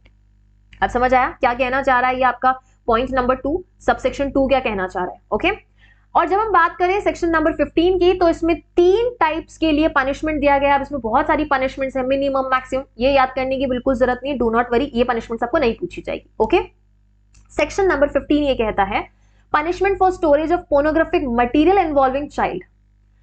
चाइल्ड को एक ऐसे एक्ट में आपने इंक्लूड किया है जो कि पोर्नोग्राफी का एक मटेरियल है, पोर्नोग्राफी आपने बना रखी है, और उस पोर्नोग्राफिक मटेरियल को स्टोर कर लिया, स्टोर करके खुद के पास रख लिया, अगर वो आपके पास से जब्त हुआ है, सेक्शन नंबर 15 में जाएंगे। ठीक है, अब देखो पहला पॉइंट बोला है अगर ऐसा मटेरियल पोजेस किया गया, ट्रांसमिट किया गया या शेयर किया गया है, डिस्प्ले किया या डिस्ट्रीब्यूट किया, या फिर कमर्शियल पर्पस के लिए पैसा बनाने के लिए ऐसा मटेरियल को खुद के पास स्टोर करके रखा, सेक्शन नंबर 15 लगेगा, 14 नहीं लगेगा, बिकॉज नॉट नेसेसरी ना कि 15 में उस पर्सन ने बनाया हो सकता है किसी और ने बनवाया हो, चाइल्ड के अगेंस्ट ऑफेंस किसी ने किया हो, ये सिर्फ जो 15 में व्यक्ति पकड़ा गया इसके पास सिर्फ मटेरियल है, इसने कुछ नहीं किया, इसको सीडी, डीवीडी, व्हाट्सएप पे वीडियो कहीं और से मिला। ठीक है, तो ऐसा मटेरियल भी अगर उसने अपने पास स्टोर कर रखा है तो क्या होगा? 15 में जाएगा। क्लियर? चलेंगे अब आगे, जो बात करता है अबेटमेंट की, अटेम्प्ट टू कमिट ऑफेंस की। अब यहां पे एक चीज देखो, जो अटेम्प्ट है या अबेटमेंट है, sorry not attempt, only abetment, ये आपके काफी सारे आईपीसी के एलिमेंट्स लेके बैठा है। काफी सारे आईपीसी के एलिमेंट्स इसमें कैसे हैं? सेक्शन नंबर 16 में बोला अगर आपके जो हम पहले ऑफेंसेस पढ़ के आए इनमें से किसी भी ऑफेंस का अबेटमेंट हुआ है, और 17 में किसी भी ऑफेंस का अटेम्प्ट हुआ है, तो पनिशमेंट क्या होगी? तो पनिशमेंट क्या होगी ये आपको कहां बताया गया है? ये आपको सेक्शन नंबर 18 में बताया गया है। अब देखो 16 में बोला कि इधर आइए, हम आपको ये बताते हैं कि अबेटमेंट क्या है। इन्होंने बोला अबेटमेंट मींस या तो आप इंस्टिगेट कर रहे हो, या आप कॉन्स्पिरेसी कर रहे हो, या इंटेंशनल एड प्रोवाइड कर रहे हो ताकि उस चाइल्ड को ट्रांसपोर्ट किया जा सके, हार्बर किया जा सके, या उस चाइल्ड को रिसीव किया जा सके। पर क्यों? For what? For any offence जो कि आपके पॉक्सो एक्ट में मेंशन्ड है। और हाउ? हो कैसे रहा है? या तो फोर्स से, कोर्शन से, अबडक्शन से, फ्रॉड से, या फिर डिपिक्शन से।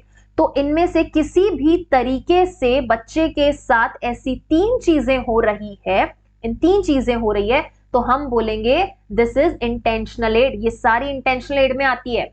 अगर विलफुल मिस रिप्रेजेंटेशन किया या विलफुल कंसीलमेंट भी किया तो वो भी इंस्टिगेशन के कॉन्टेक्स्ट में या इंस्टिगेशन के पॉइंट में कवर होने वाला है। तो आपके अबेटमेंट में 3 चीजें आती है, instigate, conspiracy as well as intentional aid. अब इन्होंने बोला अबेटमेंट की पनिशमेंट क्या होगी? अच्छा सॉरी बच्चों, शायद मैंने आपको ये बोला था कि punishment for attempt and abetment in 18। No, abetment 16 में हो रहा है, पनिशमेंट 17 में दे रखा है। कितनी पनिशमेंट है? Same as for offence. IPC में अबेटमेंट आपको किधर से दे रखा है? 107 में दे रखा है, अबेटर 108 में डिफाइन करके दिया है ना। यहां पर आपको 17 में पनिशमेंट बोला, वही पनिशमेंट है जो कि आपके ऑफेंस के लिए पनिशमेंट है, मतलब 4, 6, 8, 10 एंड 12। बराबर। सेक्शन नंबर 18 बोलता है पनिशमेंट फॉर अटेम्प्ट। अगर आपने उनमें से किसी भी ऑफेंस का अटेम्प्ट किया तो कितना पनिशमेंट? पहला पॉइंट कहता है half of the longest term of the imprisonment. अगर आपने मान लो किसी ऑफेंस में मैक्सिमम पनिशमेंट 7 ईयर्स है तो उसका हाफ 3.5 साल होगी। लेकिन अगर वहां पर आपका लाइफ इंप्रिजनमेंट दे रखा है तो लाइफ इंप्रिजनमेंट का हाफ। अब हमें कैसे पता बच्चा कि लाइफ इंप्रिजनमेंट कि वो कितने साल तक जिएगा?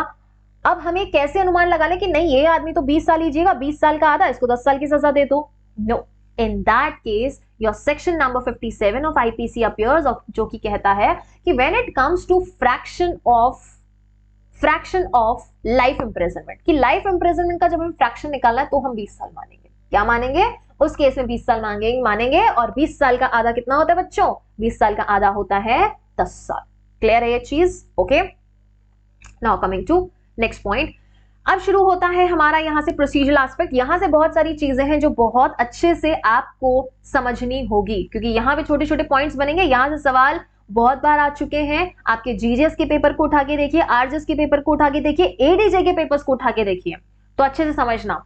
एंड कुछ पॉइंटर्स हैं जो मैंने ऑलरेडी क्वेश्चन फॉर्मेट में लगा रखे हैं, तो इजी रहेगा आपके लिए समझना। सेक्शन नंबर 19 से लेकर 23 बोलता है केस को रिपोर्ट कैसे करोगे अगर आपको पता चल गया कि किसी बच्चे के साथ पॉक्सो में कोई ऑफेंस हुआ है। तो सेक्शन नंबर 19 में रिपोर्टिंग की पूरी प्रोसीजर है, लेकिन इसको मैंने 2 कह सकते हैं कि लेवल्स में डिवाइड किया है। पहला लेवल है आपका रिपोर्टिंग, कब, कौन, कब और कैसे करेगा। कौन, कब और कैसे करेगा, कौन, किसे और कैसे करेगा। बराबर। आफ्टर रिपोर्टिंग क्या प्रोसीजर है? मैम हम तो रिपोर्ट करके बैठ गए, फिर उस बच्चे का क्या, जिस बच्चे के साथ ऑफेंस हुआ है उसका क्या? तो सेक्शन नंबर 19 ये कहता है कि जब आप रिपोर्ट करने जाएंगे तो पहले ये देखो रिपोर्ट कर कौन सकता है। कोई भी person, any person can report बच्चों, any person, even I can report if I feel that there is a child living in my locality against whom any offense under POCSO has been committed. I can go and file a report against that person who has apprehension कि offence या तो commit हो सकता है, likelihood है कि हो सकता है कि ऑफेंस कमिट होगा, या फिर हैज बीन कमिटेड, या फिर ऑफेंस हो चुका है। तो अगर मुझे ऐसा अप्रीहेंशन है या तो हो जाएगा या हो गया है, मैम जाइए आप ऑफेंस का रिपोर्ट दे सकते हैं। किसको रिपोर्ट दूं मुझे ये बताओ। अब क्योंकि मैं तो लॉ फील्ड से हूं तो मुझे तो पता है स्पेशल जुवेनाइल पुलिस यूनिट होती है साहब, मैं तो स्पेशल जुवेनाइल पुलिस यूनिट के पास दे दूंगी। लेकिन अगर कोई पब्लिक है जिसको पता नहीं है वो लोकल पुलिस के पास जा सकती है। अच्छा, ऐसा सेक्शन में नहीं लिखा है कि पब्लिक लोकल पुलिस के पास जाएगी और लीगल या लॉ बैकग्राउंड के स्टूडेंट्स जो हैं वो एसपीजीयू के पास जाएंगे। ये मैंने जनरल बोला है कि दोनों में से किसी के पास भी जा सकते हो। लेकिन अगर लोकल आम जनता को नहीं पता, आप लोकल पुलिस के पास जा सकते हो। अगर आपको पता है तो आप स्पेशल जुवेनाइल पुलिस यूनिट के पास जा सकते हो। दोनों में से किसी के पास भी रिपोर्टिंग हो सकती है इस केस की। मैनर क्या होगा, जब आप रिपोर्ट करेंगे वो रिपोर्ट राइटिंग में की जाएगी, उसमें एंट्री नंबर डाला जाएगा और वो इंफॉर्मेशन रेड ओवर की जाएगी इंफॉर्मेंट को, सेम वैसे जैसे 154 ऑफ सीआरपीसी में हम पढ़ते हैं, एफआईआर इनकॉग्निजेबल केस बराबर। अगर ये इंफॉर्मेशन बच्चे ने दी तो क्या, यहाँ पे एनी पर्सन में बच्चा खुद आ सकता है जिसके अगेंस्ट ऑफेंस हुआ है, अगर ये इंफॉर्मेशन बच्चे ने दी तो फिर क्या, तो उसी लैंग्वेज में उसको रिकॉर्ड कीजिए जो लैंग्वेज उसको समझ आती है, क्योंकि आपको वापस उसको पढ़ के सुनाना है बराबर। एंड अगर वो लैंग्वेज बच्चे को नहीं समझ आती जो आप पूछ रहे हो या जो वो बता रहा है या जिसमें आप वापस उसको इंफॉर्मेशन को बता रहे हो कि हमने क्या रिकॉर्ड किया है, तो उस केस में ट्रांसलेटर या इंटरप्रेटर को अपॉइंट कीजिए, ठीक वैसे ही जैसे हम सेक्शन नंबर 154 में अपॉइंट करते हैं एंड सेक्शन नंबर 164 में स्टेटमेंट की रिकॉर्डिंग के वक्त 5A में सीआरपीसी में अपॉइंट करते हैं, वैसे के वैसे यहाँ पे इंटरप्रेटर या ट्रांसलेटर को अपॉइंट किया जाएगा। एक बार ऑफेंस रिकॉर्ड हो गया, आगे क्या मैम, आगे क्या, या तो यहाँ बच्चा खुद पहुंच गया या फिर आपने पुलिस को बता दिया, तो पुलिस जाएगी बच्चे को लेके आएगी। अब जब बच्चे को लेके आ गई है तो with in 24 hours special juvenile police unit जिसको आपने यहाँ इंफॉर्मेशन दी है या फिर लोकल पुलिस जिसको आपने यहाँ पे इंफॉर्मेशन दी है, वो 24 घंटे के अंदर अंदर बच्चे को या तो शेल्टर होम पहुंचाएगा या नियरेस्ट हॉस्पिटल में पहुंचाएगा, सिर्फ तब जब child is in need of care and protection, जब बच्चे को देख रेख और साथ ही साथ संरक्षण की आवश्यकता है, देख रेख और संरक्षण की आवश्यकता है, सिर्फ उस मामले में या तो वो शेल्टर होम में भेजेगा या नियरेस्ट हॉस्पिटल में भेजेगा।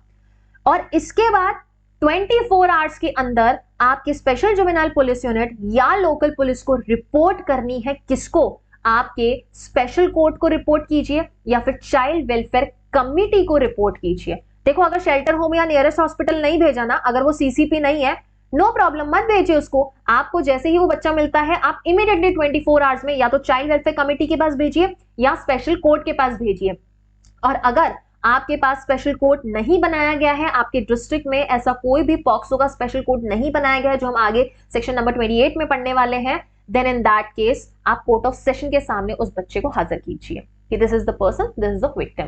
सो ये जरूरी है 24 आवर्स में आप शेल्टर होम और नियरेस्ट हॉस्पिटल तभी पहुंचाइए जब वो बच्चा सीसीपी है, नहीं है सीसीपी डायरेक्टली आप जाइए चाइल्ड वेलफेयर कमिटी को देके आइए बच्चे को, या फिर कहां पे जाएंगे आप, स्पेशल कोर्ट में। स्पेशल कोर्ट नहीं है, कोर्ट ऑफ सेशन, यहां से सवाल आता है और आता है यहां से सवाल, ओके।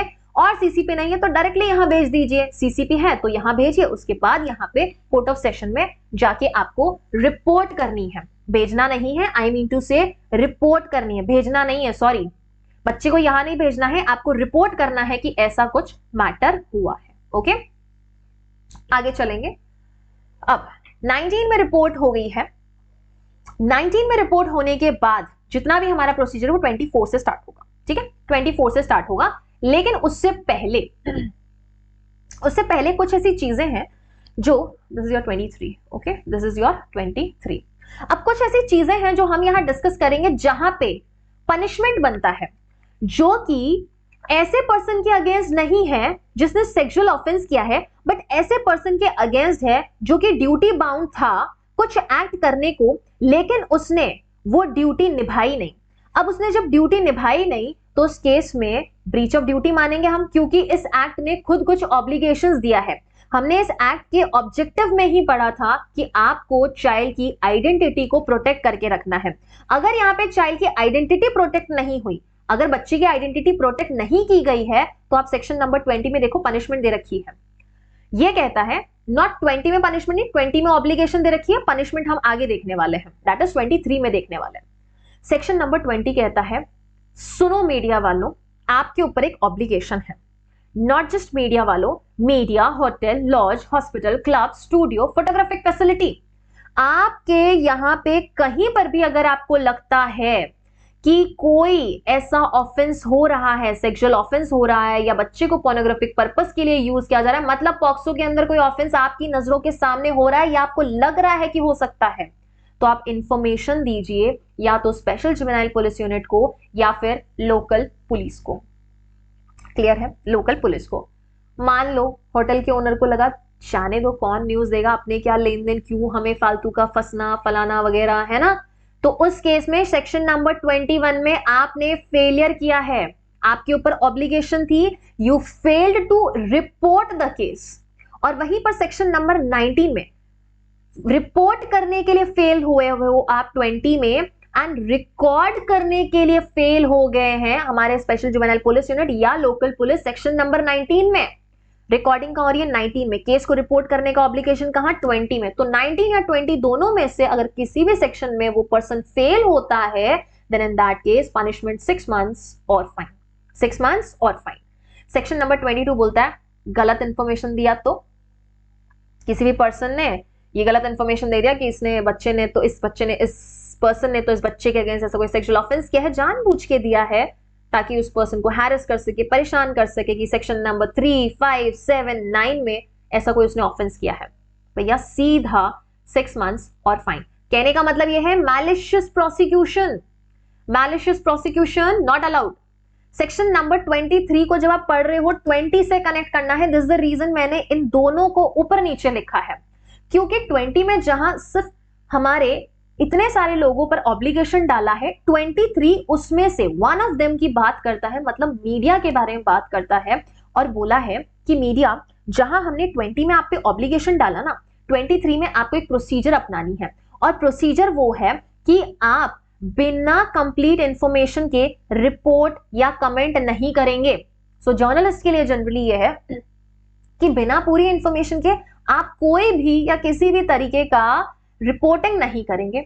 सेकंड बोला है आप डिस्क्लोज नहीं करेंगे। क्या नहीं करेंगे? Identity of the child will not be disclose, मतलब उसका नाम, स्कूल, पता, एज, उसका क्लास नंबर, उसका फोन नंबर, कुछ भी डिस्क्लोज नहीं करना है कि ऐसे पर्सन के साथ ये ऑफेंस हो गया है, एक्सेप्ट स्पेशल कोर्ट परमिट्स। अगर स्पेशल कोर्ट को लगता है कि चाइल्ड के लिए बेनिफिशियल है तो वो मीडिया को परमिट करेगा, फिर मीडिया डिस्क्लोज कर सकती है, अदरवाइज नॉट। फिर भी अगर मीडिया ने डिस्क्लोज कर दिया, पनिशमेंट आ जाओ 6 महीने की, मैक्सिमम 1 year और फाइन। मैक्सिमम 1 year और फाइन, और मिनिमम पनिशमेंट तो 6 months है। तो इस 6 months का क्राइटेरिया आपको सेक्शन नंबर 21, 22, 23 में याद रखना है। 20 से लेकर 23 तक का चार्ट ऐसे ही बनेगा। ओके, अब चलेंगे हम, that is recording of the statement of the child. एक बच्चे का स्टेटमेंट कैसे रिकॉर्ड होना है, ध्यान रखना, मैं स्टेटमेंट की बात कर रही हूं। तो यहाँ पे स्टेटमेंट 2 लोगों के द्वारा रिकॉर्ड होगा, एक तो या तो आपके मजिस्ट्रेट के द्वारा रिकॉर्ड होता है, और दूसरा आपके पुलिस ऑफिसर द्वारा रिकॉर्ड होगा। तो आपके पुलिस ऑफिसर द्वारा जब रिकॉर्ड हो रहा है, उसका प्रोसीजर दिया है 24 में, और मजिस्ट्रेट साहब जब कर रहे हैं उसका प्रोसीजर दिया है 25 में। तो पहले 24 में देखो उन्होंने क्या मैनर दिया। उन्होंने बोला जब भी किसी चाइल्ड का आप स्टेटमेंट रिकॉर्ड कर रहे हो, it will always be recorded at the residence of that place, residence of that person, and एक विमेन पुलिस ऑफिसर द्वारा होगा, who will not be below the rank of a sub inspector. ये सवाल आ सकता है, सब इंस्पेक्टर की rank से below वो police officer women police officer नहीं होनी चाहिए। पुलिस ऑफिसर कभी भी यूनिफॉर्म में नहीं होगा, क्योंकि ये देख के बच्चा डर सकता है कई बार, है ना। तो नॉर्मल जो हम कैजुअल कपड़े पहनते हैं, बिल्कुल आप वैसे आए। नो कॉन्टैक्ट विद अक्यूज, जब बच्चे का स्टेटमेंट रिकॉर्ड हो रहा है, मेक श्योर कि वो अक्यूज से दूर है, अक्यूज उसके सामने नहीं है, डर के कुछ गलत वो स्टेटमेंट ना दे दे या बात छुपा ना दे। No night detention in public police station, बच्चे ने खुद अगर रिपोर्ट देने आया है, आप उसका नाइट डिटेंशन नहीं करेंगे, रात को उसको नहीं रखना, उसको घर भेजिए, एंड चाइल्ड की आइडेंटिटी प्रोटेक्ट करिए। इसको हम रीड करेंगे किसके साथ? सेक्शन नंबर 23 के साथ, क्योंकि वहां पे मीडिया पे ऑब्लिगेशन डाला, यहाँ पे पुलिस पे ऑब्लिगेशन डाल दिया, आइडेंटिटी डिस्क्लोज नहीं करेंगे।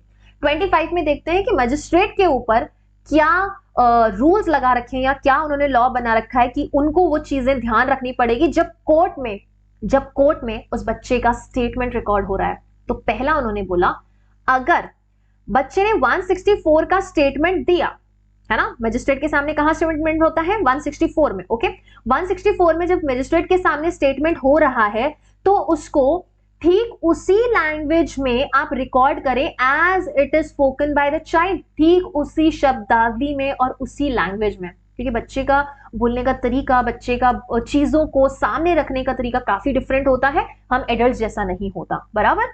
पॉइंट नंबर 2 बोला है नो प्रेजेंस ऑफ अक्यूज। देखो, no presence of accused, no contact with accused, दोनों पॉइंट्स दोनों सेक्शन, सेम पॉइंट्स दोनों सेक्शन में दे रखा है।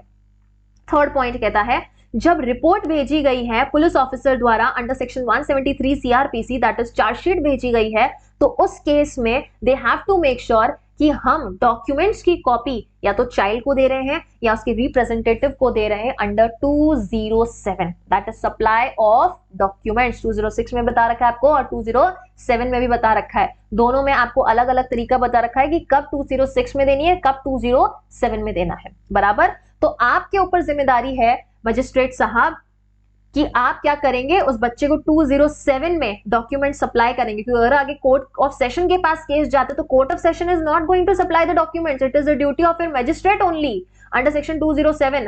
206 का मामला अलग हो जाता है, तो उस केस में आपके मजिस्ट्रेट साहब का ड्यूटी बनेगा कि वो क्या करेंगे, डॉक्यूमेंट्स को सप्लाई करवाएंगे आपके इस 25 के अंदर चाइल्ड या उसके रिप्रेजेंटेटिव को।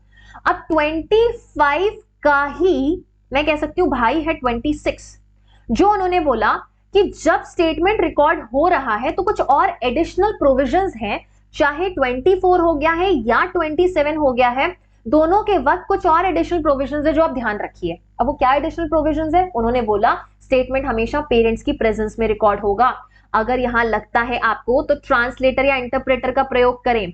सो कैन आई से you should read this with section number 19 manner. हमने बोला कि अगर बच्चे के द्वारा स्टेटमेंट दिया गया है तो वहां पे क्या होना चाहिए, उसे उस लैंग्वेज में रिकॉर्ड करें जो कि सिंपल है, जो कि वो अंडरस्टूड करता है, और अगर वो लैंग्वेज अंडरस्टैंड नहीं कर रहा है तो इंटरप्रेटर या ट्रांसलेटर को अपॉइंट कीजिए ताकि आपकी लैंग्वेज बच्चा समझ सके और बच्चे की लैंग्वेज आप समझ सके। Okay. Special educator if child is mentally and physically disabled, अगर बच्चा विशेष रूप से असक्षम है, इनकेपेबल है, बिकॉज फिजिकली या मेंटल ऐसा कुछ डिसेबिलिटी है उसमें, आप स्पेशल एडुकेटर को वहां अपॉइंट कीजिए। ओके। एंड जो भी स्टेटमेंट रिकॉर्ड होगा बच्चे का वो ऑडियो वीडियो फॉर्म में होने वाला है। So these are some additional provision under section 26। 27 की बात करें तो उन्होंने बोला मेडिकल एग्जामिनेशन ऑफ चाइल्ड। अब ऐसा केस है, पॉक्सो का केस होता है, स्पेसिफिकली रेप के केस में हमेशा मेडिकल एग्जामिनेशन होता है, तो 27 में भी मेडिकल एग्जामिनेशन होना बनता है। तो 27 में मेडिकल एग्जामिनेशन को लेके कुछ रूल्स हैं। यहां इन्होंने बोला कि medical examination 164A of CrPC के अकॉर्डिंग ही होगा, वहां पे मेडिकल एग्जामिनेशन हो रहा है, ठीक वही प्रावधान आपको अपनाने हैं। कोई फर्क नहीं पड़ता है कंप्लेन और या फिर एफआईआर रजिस्टर हुई है या नहीं हुई है, आपको इंफॉर्मेशन दी गई है ना पुलिस साहब, है ना पुलिस ऑफिसर, आप बच्चे का मेडिकल एग्जामिनेशन कीजिए। अगर विक्टिम गर्ल है तो उसका मेडिकल एग्जामिनेशन एक विमेन डॉक्टर द्वारा ही होगा। और मान लो अगर ये विमेन डॉक्टर नहीं है, विमेन डॉक्टर नहीं है, sorry not women doctor, parents नहीं है, विमेन डॉक्टर तो आपको आराम से मिलेगी, बहुत सारी विमेन डॉक्टर्स होती हैं।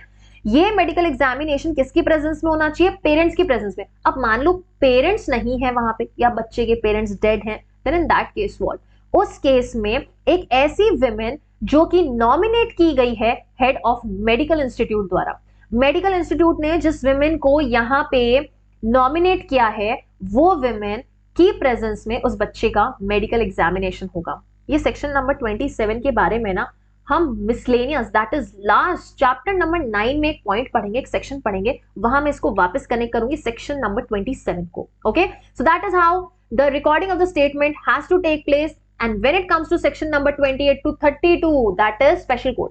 हालांकि हम स्पेशल कोड बाद में कर सकते थे, हम लोगों को power and procedure of special court and recording of evidence पहले करना चाहिए, बट नो प्रॉब्लम, सिंस हमारे पास सीरियल नंबर वाइज चल रहे तो ऐसे भी चलेंगे। ठीक है, अब स्पेशल कोड क्या है, पॉक्सो कोड है। आप में से जो स्टूडेंट्स अभी प्रैक्टिसिंग एडवोकेट्स हैं उन्होंने पॉक्सो कोड जरूर देखा होगा, जिन्होंने नहीं देखा है वो कभी न्यायालय जाएं तो जरूर अपने सीनियर्स को पूछेंगे भैया पॉक्सो कोड कहाँ है, वो आपको बताएंगे कि पॉक्सो कोड कहाँ है। ठीक है, तो जरूर देखें वो। ओके, स्पेशल कोड को ही पॉक्सो कोड कहा जाता है। सेक्शन नंबर 28 में उसके एस्टैब्लिशमेंट की बात है। कौन स्थापित करेगा ऐसे स्पेशल कोड को? सिंपल चीज है, हर डिस्ट्रिक्ट में होती है, और ये आपका जब डिस्ट्रिक्ट कोर्ट में डिस्ट्रिक्ट लेवल पे या हर डिस्ट्रिक्ट में जब स्टैब्लिश की जा रही तो सिंपल है स्टेट गवर्नमेंट, लेकिन in consultation with chief justice of that high court of that concerned state. और स्टेट के हाई कोर्ट के चीफ जस्टिस से आप कंसल्ट करेंगे, कौन? State government. उसके बाद हर डिस्ट्रिक्ट में एक स्पेशल कोर्ट स्टैब्लिश किया जाएगा, और कोई नया कोर्ट स्टैब्लिश नहीं करना है। किसी भी डिस्ट्रिक्ट के एक कोर्ट ऑफ सेशन को उठा के हमने स्पेशल कोर्ट बोल दिया। Every court of session has special court. कोई भी कोर्ट ऑफ सेशन है उसको ये लोग क्या कर सकते हैं, स्पेशल कोर्ट घोषित कर सकते हैं। अगर कोई भी ऐसा चिल्ड्रंस कोर्ट है ना, ऐसा कोई भी कोर्ट ऑफ सेशन है जिसको कि चिल्ड्रंस कोर्ट बनाया गया है, then for the purpose of that act, that is protection of the children's right act, उस केस में अगर कोर्ट ऑफ सेशन को चिल्ड्रंस कोर्ट बना रखा है तो इस चिल्ड्रन कोर्ट को भी हम इस पॉक्सो एक्ट के पर्पस के लिए स्पेशल कोर्ट ही बोलेंगे। क्या बोलेंगे, स्पेशल कोर्ट ही बोलेंगे। अब सेक्शन नंबर 31 में ना इसके लिए एक बात बोली गई है कि यहां पे सीआरपीसी की प्रोसीजर अप्लाई होगी। इन कोर्ट्स में जो प्रोसीजर होगी वो कौन सी होगी, सेम वही जो सीआरपीसी में अप्लाई हो रखी है, सेम वही जो सीआरपीसी में आपको दे रखी है। और यहां पे इन्होंने क्लेरिफाई कर दिया कि special court means court of session and person conducting prosecution means public prosecutor. और यहाँ पे कोर्ट ऑफ सेशन में जो पब्लिक प्रोसिक्यूटर है वो हमारे सेक्शन 32 के अकॉर्डिंग कौन है, स्पेशल पब्लिक प्रोसिक्यूटर है। अब 28 में कोर्ट दिया है एंड 32 में स्पेशल पब्लिक प्रोसिक्यूटर दिया। मैंने इन दोनों को सामने क्यों लिखा, क्योंकि भैया कोर्ट में ही तो पब्लिक प्रोसिक्यूटर अपीयर होते हैं ना, तो कोर्ट के लोगों को मैंने एक साथ रखा है, special court and special PP. तो वर्ड स्पेशल की वजह से 28 और 32 एक साथ लिखा, 28 में स्पेशल कोर्ट, 32 में special public prosecutor. Special public prosecutor की नियुक्ति होगी, अपॉइंटमेंट होगी स्टेट गवर्नमेंट द्वारा। इसकी एलिजिबिलिटी 7 इयर्स ऑफ प्रैक्टिस है। मतलब now this is different from what is given under section number 24(8) of CrPC. 24(8) CrPC में क्या दिया है कि अगर आपको किसी पर्टिकुलर केस के लिए स्पेशल पीपी अपॉइंट करना है तो उसकी 10 साल की प्रैक्टिस होनी चाहिए। लेकिन that is not the case in the case of your POCSO act. POCSO act में स्पेशल पीपी 32 में, सेक्शन नंबर 32 में सिर्फ और सिर्फ 7 साल का एक्सपीरियंस चाहिए। लेकिन 24 के 8 ऑफ सीआरपीसी में आपको सिर्फ 10 साल का एक्सपीरियंस चाहिए। और वहां पे अपॉइंटमेंट कौन करता है, स्टेट गवर्नमेंट या सेंट्रल गवर्नमेंट। बराबर है ये चीज। अब चलेंगे आगे, जहां पे प्रिजम्पशंस के बारे में बताया हमको। 28 हम पढ़ चुके हैं, 28 के साथ हमने क्या पढ़ा, 31 की जब ऐसे स्पेशल कोर्ट, दैट इज हम कोर्ट ऑफ सेशन को स्पेशल कोर्ट बना रहे हैं तो उस स्पेशल कोर्ट में वही प्रोसीजर होगी जो कि सीआरपीसी में दे रखी है। और सीआरपीसी में कौन सी प्रोसीजर, जो आपके कोर्ट ऑफ सेशन में होती है वही आपके स्पेशल कोर्ट में हो जाएगी। 32 में हमने स्पेशल पीपी पढ़ लिया। अब अति महत्वपूर्ण सेक्शन, दैट इज प्रिजम्पशंस के 2 सेक्शंस। पहला है सेक्शन नंबर 29, दूसरा है सेक्शन नंबर 30। 29 में बोला है प्रिजम्पशन ऑफ सर्टेन ऑफेंसेस। कुछ अपराधों की हम उपधारणा करेंगे। क्या करेंगे, उपधारणा। प्रिजम्पशन को उपधारणा कहा जाता है। क्या उपधारणा रखी जाएगी बच्चों, ये उपधारणा होगी कि यदि ऐसा एलिज किया गया है कि सेक्शन नंबर 3579 का कोई ऑफेंस हुआ है, then it shall be presumed, court ये प्रिज्यूम करेगा कि उस पर्सन ने वो ऑफेंस कमिट किया है, अबेट किया है या अटेम्प्ट किया है। अच्छा, अटेम्प्ट कहां पड़े, 16 में, सॉरी अबेटमेंट कहां पड़े, 16 में, पनिशमेंट कहां पड़े, 17 में, अटेम्प्ट कहां पड़े, 18 में। अटेम्प्ट को कहां पढ़ा है हमने, 18 में पढ़ा है। तो कोर्ट ये प्रिज्यूम करेगा कि भैया तुमने वो ऑफेंस किया ही किया है। So burden of proof lies on whom? Burden of proof lies on accused. Burden of proof lies on the accused कि ही हैज टू प्रूफ कि नहीं मैंने ऑफेंस नहीं किया है। ठीक है, so he has to proof, until and unless वो ये प्रूफ नहीं करता है उसको यही माना जाएगा कि you have committed an offence. और कोर्ट एक चीज की धारणा लेगा, वो ये है culpable mental state. Culpable mental state का मतलब क्या है, इट मींस आपका इंटेंशन, मोटिव या आपको किसी फैक्ट की नॉलेज थी या नहीं थी। कोर्ट विल प्रिज्यूम कि you had such culpable mental state. आपका ऐसा मानस था, आपका ऐसा मोटिव था, आपका ऐसा इंटेंशन था, आपको इस चीज की ऑलरेडी नॉलेज थी कि आप ऐसा ऑफेंस कर रहे हो और इस ऑफेंस की वजह से ये रिजल्ट होगा। You always intended to do that, ये ऑफेंडर के लिए माना ही माना जाएगा, मतलब शैल प्रिज्यूम। ये एग्जिस्ट करती है ऐसा कोर्ट मानेगा। तो दोनों में ही प्रिजम्पशन कैसी है, शैल प्रिज्यूम है। Now we will come to power and procedure of special court की वो एविडेंस को कैसे रिकॉर्ड करेंगे, how the evidence has to be recorded. अभी हमने क्या पढ़ा था, पिछले पॉइंट में हमने क्या पढ़ा, सेक्शन नंबर 24 से 27 में हमने बच्चों क्या पढ़ा कि स्टेटमेंट रिकॉर्डिंग कैसे होगी। अब हम ये देख रहे हैं कि एविडेंस को कैसे रिकॉर्ड किया जाएगा। स्टेटमेंट और एविडेंस में फर्क है, इतना समझ आता है। ठीक है, आप कोई कथन कर रहे हो या कोई साक्ष्य दे रहे हो, दोनों में फर्क है। 33 में बोला कि हम यहाँ पे पावर भी बताएंगे और प्रोसीजर भी बताएंगे, लेकिन स्टेटमेंट का रिकॉर्डिंग कैसे होगा, ये 34 से लेके 38 में है। और हमारे स्पेशल कोड की पावर और प्रोसीजर क्या है, ये हमने 33 में बता दिया। तो 33 ये कहता है कि स्पेशल कोड, आपके पास पावर है कि आप कॉग्निजेंस लोगे। आप क्या लोगे, आप संज्ञान ले सकते हो, लेकिन संज्ञान लोगे कब, संज्ञान दो तरीके से ले सकते हो, या तो जब आपके पास कंप्लेंट रिसीव हुई है तब, या फिर जब पुलिस रिपोर्ट हुई है कि ऐसा कोई ऑफेंस हुआ है। इन दोनों आधार पे हमारा special court, that is court of session, can take cognizance without accused being committed to it. बिना अक्यूज को हमारे कोर्ट ऑफ सेशन कमिट किए ही कोर्ट ऑफ सेशन क्या कर सकता है, कॉग्निजेंस ले सकता है, बराबर। अब जब आपके एविडेंस का रिकॉर्डिंग हो रहा है, उस वक्त काउंसिल ऑफ अक्यूज के काउंसिल के पास एक राइट है कि वो बच्चे के सामने, दैट इज विक्टिम के सामने कुछ क्वेश्चंस रख सकता है।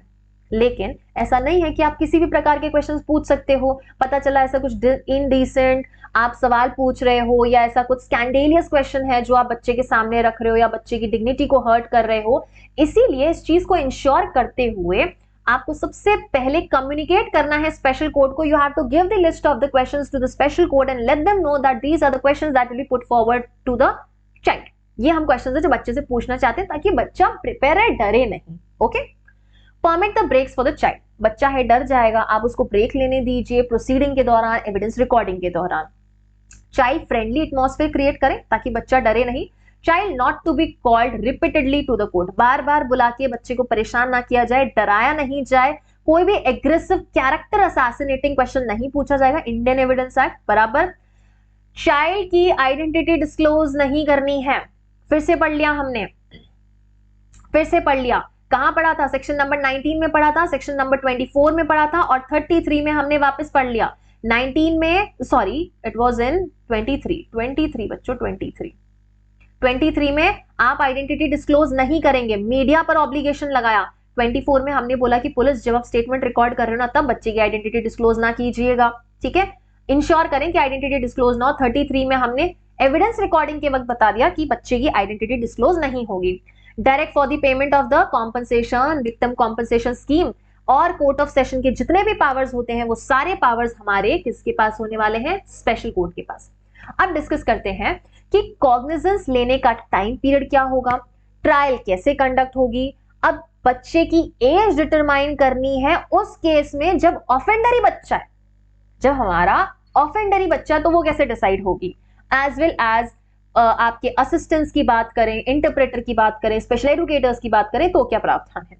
सबसे अति महत्वपूर्ण सेक्शन नंबर 34 जो कहता है अगर ऑफेंडर खुद ही चाइल्ड है, जो अपराध कर रहा है, अपराधी है, वो खुद ही बच्चा है, बालक है, तो उसको जुवेनाइल जस्टिस एक्ट के अकॉर्डिंग डील किया जाएगा। कैसे डील किया जाएगा बच्चों, जुवेनाइल जस्टिस एक्ट के अकॉर्डिंग उसको डील किया जाएगा। और उसकी एज कौन डिटरमाइन किया करेगा, हमारा ये कोर्ट ऑफ सेशन। हमारा कोर्ट ऑफ सेशन डिसाइड करेगा कि उस बच्चे की उम्र कितनी है। और अगर कोर्ट ऑफ सेशन ने कुछ डिसाइड कर दिया तो court of session, sorry special court, तो हमारा उस स्पेशल कोर्ट का वो ऑर्डर इनवैलिड नहीं होगा इस ग्राउंड पे कि साहब आपने जो एज डिटरमाइन किए ना वो करेक्ट नहीं है। So the order of the age given by your special court shall not be invalid on the ground that the age determination was incorrect. इस ग्राउंड पे एज का डिटर्मिनेशन है वो चैलेंज नहीं किया जाएगा, या उसको जुटलाया नहीं जाएगा, या ऑर्डर को निरस्त नहीं किया जाएगा। क्लियर। सबसे इंपॉर्टेंट पीरियड मींस यहां पे लिमिटेशन। दिस इज लिमिटेशन हमेशा आपके सीआरपीसी या लिमिटेशन एक्ट में ही नहीं दे रखी है, लिमिटेशन आपको स्पेशल लॉज में भी दे रखा है। यहां पे बोला रिकॉर्डिंग ऑफ एविडेंस का क्या लिमिटेशन है, इन्होंने बोल दिया 30 दिन। और ट्रायल कंप्लीशन का हमारे पास लिमिटेशन कितना है बच्चों, 1 ईयर दे रखा है। यहां पर अगर हम प्रीवियस स्टेट जुडिशरीज का पेपर देखें तो यहां पे काफी बार क्वेश्चंस पूछे गए हैं, और इधर बच्चे 30 डेज और 1 ईयर में कंफ्यूज हो जाते हैं। तो सिंपल थोड़ा सा लॉजिक लगा लेते हैं बच्चों, एविडेंस लेने में कितना टाइम लगता है, 1 साल थोड़ी लगता है। यूं एविडेंस ले लिया जाता है तो एविडेंस में ज्यादा टाइम नहीं लगता, लेकिन ट्रायल लंबे चौड़ी होती है क्योंकि ट्रायल में बहुत सारी चीजें हैं, स्टेटमेंट रिकॉर्ड करना है आपको एविडेंसेस लेने हैं, आपको एग्जामिनेशन करना है, जजमेंट होता है, अपील होता है, बहुत सारी चीजें हैं आपकी पूरे ट्रायल के दौरान। तो ट्रायल में ज्यादा समय लगता है, मतलब ट्रायल में 1 year, but recording of evidence में just 30 days, not 30 years, 30 days, okay. And कब से? From the date of taking of the cognizance, जिस दिन संज्ञान लिया गया है उसके 30 दिन के भीतर भीतर आप साक्ष्य का रिकॉर्डिंग खत्म करें, एविडेंस रिकॉर्डिंग फिनिश कीजिए और संज्ञान लेने के 1 साल के अंदर अंदर ट्रायल को कंप्लीट कीजिए। ठीक है, क्लियर। 36 में बोला है चाइल्ड अक्यूज को नहीं देखेगा। ये हमें 24 में भी पढ़ने को मिला, 25 में भी पढ़ने को मिला और 36 में भी पढ़ने को मिला। बराबर कब? At the time of the recording of the evidence. ठीक है। 37 में क्या बोला? Trial to be conducted in camera. अब कैमरा ट्रायल क्या होता है? वहां सच में कैमरा नहीं होता है। It means that where the general public is restricted. Court का डिस्क्रिप्शन चलेगा, वो आपको या तो उस वक्त कोर्ट से बाहर निकाल सकते हैं, आपको अलाउ कर सकते हैं, या फिर जब इस सेक्शन ने ये स्पेसिफिकली बोल दिया है कि इस एक्ट की ट्रायल तो कैमरा में ही होगी, मतलब जज साहब भी कभी किसी पब्लिक को या जनरल पब्लिक को या मीडिया को अलाउ नहीं करेंगे उस ट्रायल को विटनेस करने के लिए। It will be in a close room without the presence of any other person. अब कैमरा ट्रायल की जब मैं बात करूं तो हमारे पास सीआरपीसी के कुछ सेक्शंस हैं, जैसे 237 है हमारे पास, 327 है जो कि ओपन कोर्ट के बारे में बताता है, 199 का पार्ट 2 आपको क्या कहता है, का पॉइंट 2 आपको क्या कहता है? ये कहता है कि अगर हमारे कुछ ऐसे वीआईपी डेफेमेशंस वगैरह हुए हैं तो उनसे रिलेटेड हमारी ट्रायल हमेशा क्या होगी? कैमरा में होगी। सेक्शन नंबर 38 क्या कहता है? असिस्टेंस ऑफ इंटरप्रेटर या एक्सपर्ट। 26 में पढ़ के आए थे, 26 में पढ़ के आए थे। सेक्शन नंबर 19 में भी हमने इसके बारे में पढ़ा है कि अगर बच्चे को ऐसे इंटरप्रेटर या एक्सपर्ट की जरूरत है तो वो उसकी असिस्टेंस ले सकता है। नॉट जस्ट दैट बच्चा, बट हमारा कोर्ट भी ले सकता है ताकि ट्रायल को इजीली और स्मूथली कंडक्ट किया जा सके। Clear? Now finally we are on the miscellaneous part, जहां पे सेक्शन नंबर 39 से लेके 46 क्या कहता है। अब यहां पे कुछ वन लाइनर्स में आपको याद रखना है कि 39 से 46 में कौन से इंपॉर्टेंट पॉइंट्स है, कौन सा आपको छोड़ सकते हैं। छोड़ने वाली कोई चीज ही नहीं है, सिर्फ वन लाइनर्स में हम इसको डिस्कस करेंगे। 39 में बोल दिया गाइडलाइंस देगा। कौन देगा? स्टेट गवर्नमेंट देगा। किस लिए देगा? Child to take assistance of the expert, ये यहां पढ़ के आए 38 में कि असिस्टेंस दिया जाएगा, लेकिन बच्चे के लिए गाइडलाइंस जारी करेगा आपका स्टेट गवर्नमेंट, जो कि ये बताएगा कि कब कैसे कौन हमारे बच्चे को गाइड करेगा ताकि वो लीगल असिस्टेंस ले सके अपने केस को सॉर्ट आउट करने में। और 40 में इसी चीज को राइट बनाया, नॉट इसी चीज को, यहां पे लीगल प्रैक्टिशनर के असिस्टेंस के लिए बोला है, यहां पे गाइडलाइंस एक्सपर्ट के असिस्टेंस के लिए दी गई है। 39 में गाइडलाइंस एक्सपर्ट के असिस्टेंस के लिए दी है और 40 में आपके असिस्टेंस ऑफ लीगल प्रैक्टिशनर को राइट बना दिया गया है चाइल्ड का। We have seen in constitution also, we have seen in CrPC also right to legal aid, right to free legal aid. तो वैसे के वैसे यहां पे चाइल्ड को एक राइट दे दिया गया है। 41 अति महत्वपूर्ण सेक्शन, जो कि यह कहता है कि सेक्शन 3 से लेके 13 तक कहां अप्लाई नहीं होंगे? उस जगह अप्लाई नहीं होंगे जब मेडिकल ट्रीटमेंट या मेडिकल एग्जामिनेशन हो रहा है कंसेंट, गार्डियन की कंसेंट से। मतलब क्या है? सुनो, मतलब हमने सेक्शन नंबर 27 में मेडिकल एग्जामिनेशन की बात की, मैं इसी सेक्शन की बात कर रही थी। 27 में जब मैंने मेडिकल एग्जामिनेशन की बात की तो मेडिकल एग्जामिनेशन कब हो रहा है बच्चों? मेडिकल एग्जामिनेशन तो तब हो रहा है ना जब सेक्शन नंबर 3 में, 5 में, 7 में, 9 में, आपके सेक्शन नंबर 12 में, सेक्शन नंबर 13 में कोई भी बच्चे के अगेंस्ट ऑफेंस हो रहा है। बाकी सारे सेक्शंस पनिशमेंट के, ओके। तो इन्हीं सारे सेक्शंस में बच्चे के अगेंस्ट ऑफेंस हो रहा है और इन्हीं सारे ऑफेंसेस के वजह से ही तो बच्चे का मेडिकल एग्जामिनेशन कर रहे हैं। अब बच्चे को लेके गए हॉस्पिटल और वहां पे जब बच्चे के गार्डियन की परमिशन से, उसके कंसेंट से जब बच्चे का मेडिकल एग्जामिनेशन हो रहा है तो जो पर्सन उसका मेडिकल एग्जामिनेशन कर रहा है उस पे आप ये 3 से लेके 13 का सेक्शन नहीं लगा सकते। और ये नहीं कर सकते कि तुमने पेनिट्रेटिव सेक्सुअल अब्यूज किया है या तुमने एग्रीवेटेड पेनिट्रेटिव सेक्सुअल अब्यूज किया है या सेक्सुअल असॉल्ट किया है या एग्रीवेटेड पेनिट्रेटिव सेक्सुअल असॉल्ट किया है या पोर्नोग्राफिक पर्पस के लिए बच्चे को यूज किया। नहीं, बिकॉज दे आर डॉक्टर्स, वो मेडिकल एग्जामिनेशन करेंगे और मेडिकल एग्जामिनेशन करते हुए जो भी प्रोसीजर हो रहा है, कुछ भी इंसर्शन हो रहा है, पेनिट्रेशन हो रहा है, और ये मेडिकल एग्जामिनेशन गार्डियंस की कंसेंट से हो रहा है, तो जो मेडिकल एग्जामिनेशन कर रहा है या मेडिकल एग्जामिनेशन के वक्त जो प्रोसीजर हो रहा है, वहां आप ये नहीं कह सकते सेक्शन नंबर 3 से लेकर 13 का ऑफेंस हुआ है। नो, वहां इंटेंशन ऑफेंस करने का नहीं है उस व्यक्ति का, वो आपका मेडिकल एग्जामिनेशन कर रहा है। इसीलिए तो कहते हैं कि जब फीमेल का भी अगर मेडिकल एग्जामिनेशन हो रहा है for the purpose of her treatment और किसी रेप विक्टिम का हो रहा है, तो जब परमिशन मिल चुकी है कोर्ट की या उस पर्सन की, विक्टिम की, या अगर विक्टिम माइनर है तो उसके गार्डियंस की, तो जो एग्जामिनेशन कर रहा है उसके ऊपर कोई लाइबिलिटी नहीं बनती है। ये इंपॉर्टेंट सेक्शन। 42 ने बोला भैया ऑल्टरनेटिव पनिशमेंट। क्या है ये ऑल्टरनेटिव पनिशमेंट? अगर ऑफेंस आपके आईपीसी के सेक्शंस में हो रहा है, दैट इज 166 ए में, 354 ए से लेके डी में, 370, 370 ए, 375, 376, 376 ए, सी, डी, ई या 509 ऑफ आईपीसी में भी ऑफेंस हुआ है और इस एक्ट में भी कोई ऑफेंस हो रहा है, तो हम पनिशमेंट कौन सी देंगे? पनिशमेंट वो देंगे जो दोनों में से ग्रेटर है, या तो आईपीसी में ग्रेटर है तो वो दे देंगे, या फिर इस एक्ट में ग्रेटर है तो फिर वो पनिशमेंट दे दी जाएगी। ऑल्टरनेटिव पनिशमेंट देनी है हमको, बराबर? Clear? Now last 5 sections that we have is 42A ये कहता है POCSO act is not in derogation with other laws. Other laws, चाहे वो आईपीसी हो गया है या आपका चाइल्ड राइट प्रोटेक्शन एक्ट हो गया है, कोई भी एक्ट हो गया, उसके डेरोगेटरी नहीं है, उसके कॉन्ट्ररी नहीं है। एंड 43 ये कहता है कि मैम ये एक्ट जब हमने बनाया है तो इस एक्ट का पब्लिक अवेयरनेस भी तो करना चाहिए ना। अगर बच्चों को नहीं पता चलेगा, हमारे गली मोहल्ले के लोगों को नहीं पता है, पब्लिक एट लार्ज को पता ही नहीं है कि पॉक्सो जैसा कोई एक्ट है और पॉक्सो के एक्ट के अंदर ऐसी कोई ऑफेंसेस की लिस्ट दे रखी है, या ऐसा कुछ एक्ट बच्चे के अगेंस्ट होता है तो वो एक ऑफेंस है, या फिर हमारे पास राइट है बच्चे के अगेंस्ट ऐसा कुछ ऑफेंस हुआ तो हम कंप्लेन कर सकते हैं।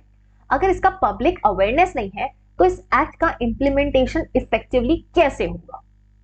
क्लियर? ठीक, तो इसकी पब्लिक अवेयरनेस की जिम्मेदारी किसकी? Central government and state government दोनों की है।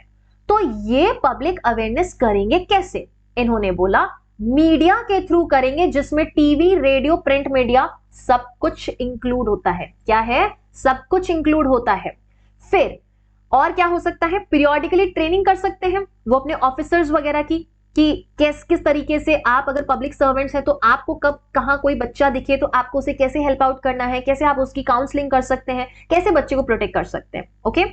44 में इंप्लीमेंटेशन ऑफ दिस एक्ट, ये तो हो गया पब्लिक अवेयरनेस। इस एक्ट को इंप्लीमेंट कौन करेगा कि ये एक्ट अच्छे से एग्जीक्यूट हुआ है, ये कौन सुनिश्चित करेगा? National commission for protection of child right and state commission of protection for child right, इन दोनों की जिम्मेदारी है। 44 और 45 एंड 46 में बोला है power to make rules, and 46 में to remove difficulty central government की है। किसकी है? सेंट्रल गवर्नमेंट की है। तो जरा सेंट्रल गवर्नमेंट और स्टेट गवर्नमेंट का जितना भी रोल रहता है ना, वो जरूर ध्यान रखें।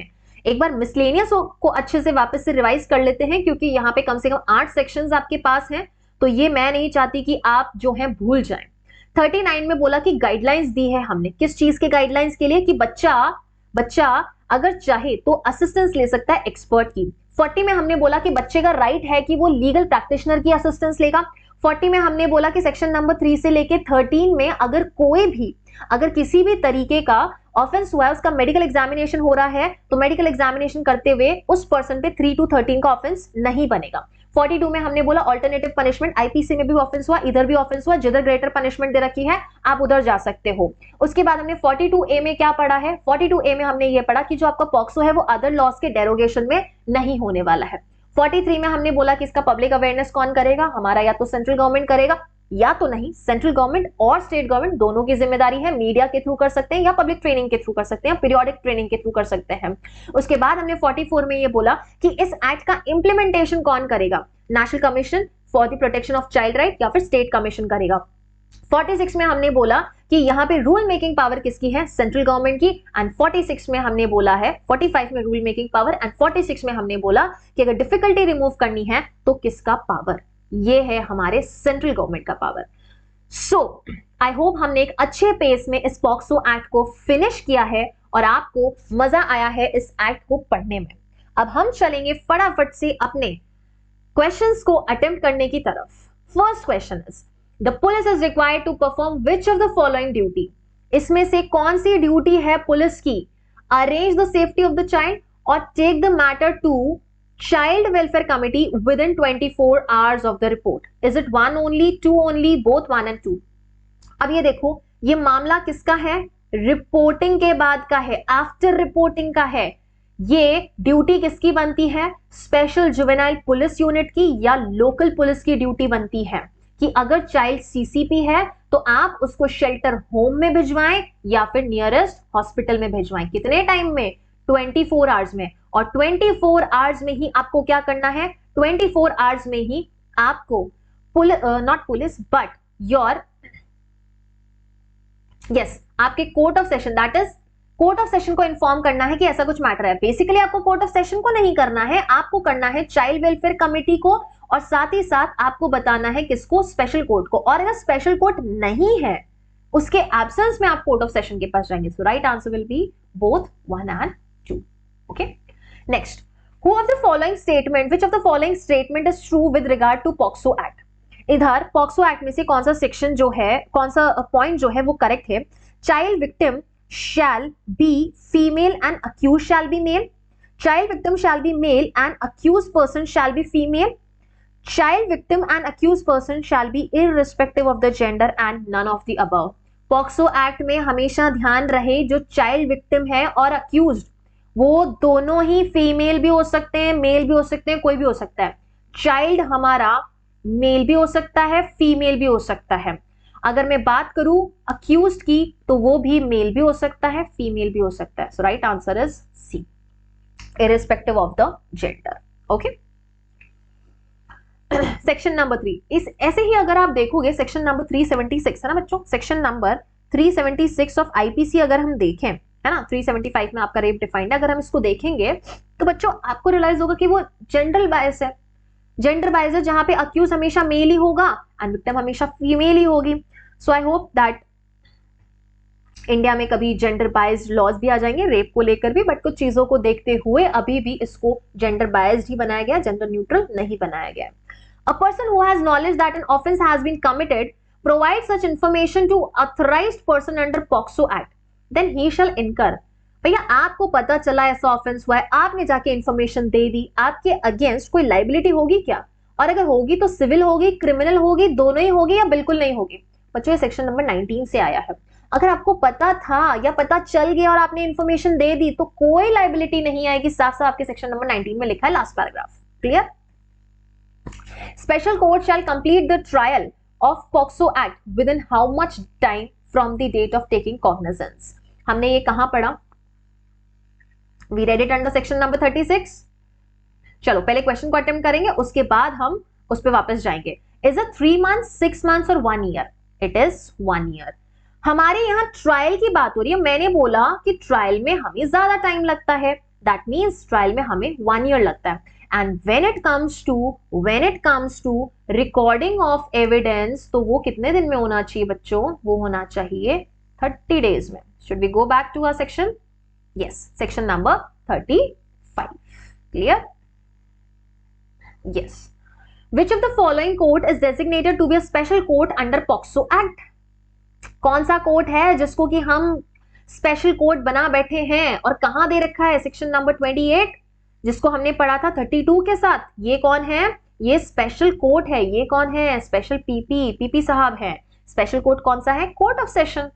और इसको बनाता कौन है? State government. स्टैब्लिश कौन करता है? State government. कहां पे? हर डिस्ट्रिक्ट में. किसकी consultation? In consultation with the chief justice of that concerned high court. Okay, अच्छा यहां पे स्पेशल पीपी को कितना? 7 years of experience. Yes, under POCSO designation of special court in each district is done by, just हमने आगे पहले solve कर लिया है, that is state government, high court, central government और state government and central government both. तो यहाँ पे स्पेशल कोर्ट को स्टैब्लिश या उसका डेजिग्नेशन कौन करता है? It is always by state government in consultation with chief justice of high court. Who is under the duty to monitor the implementation of provision of POCSO Act? किसकी duty है implementation देखने की? National commission for protection of child right, state commission for the protection of the child. कहां पढ़ा था? Section number 44 में पढ़ा है हमने. 46 में 45 में रूल मेकिंग पावर, 46 में removing difficulty power. So national commission and state commission for protection of child right दोनों की बनती है।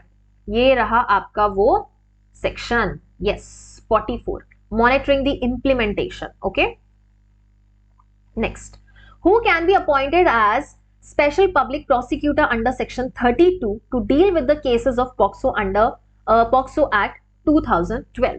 ऐसा प्रैक्टिसिंग एडवोकेट जिसके पास 10 साल का एक्सपीरियंस है, 7 साल का है, 5 साल का है, या फिर जो हाई कोर्ट का जज रह चुका है 5 साल के लिए।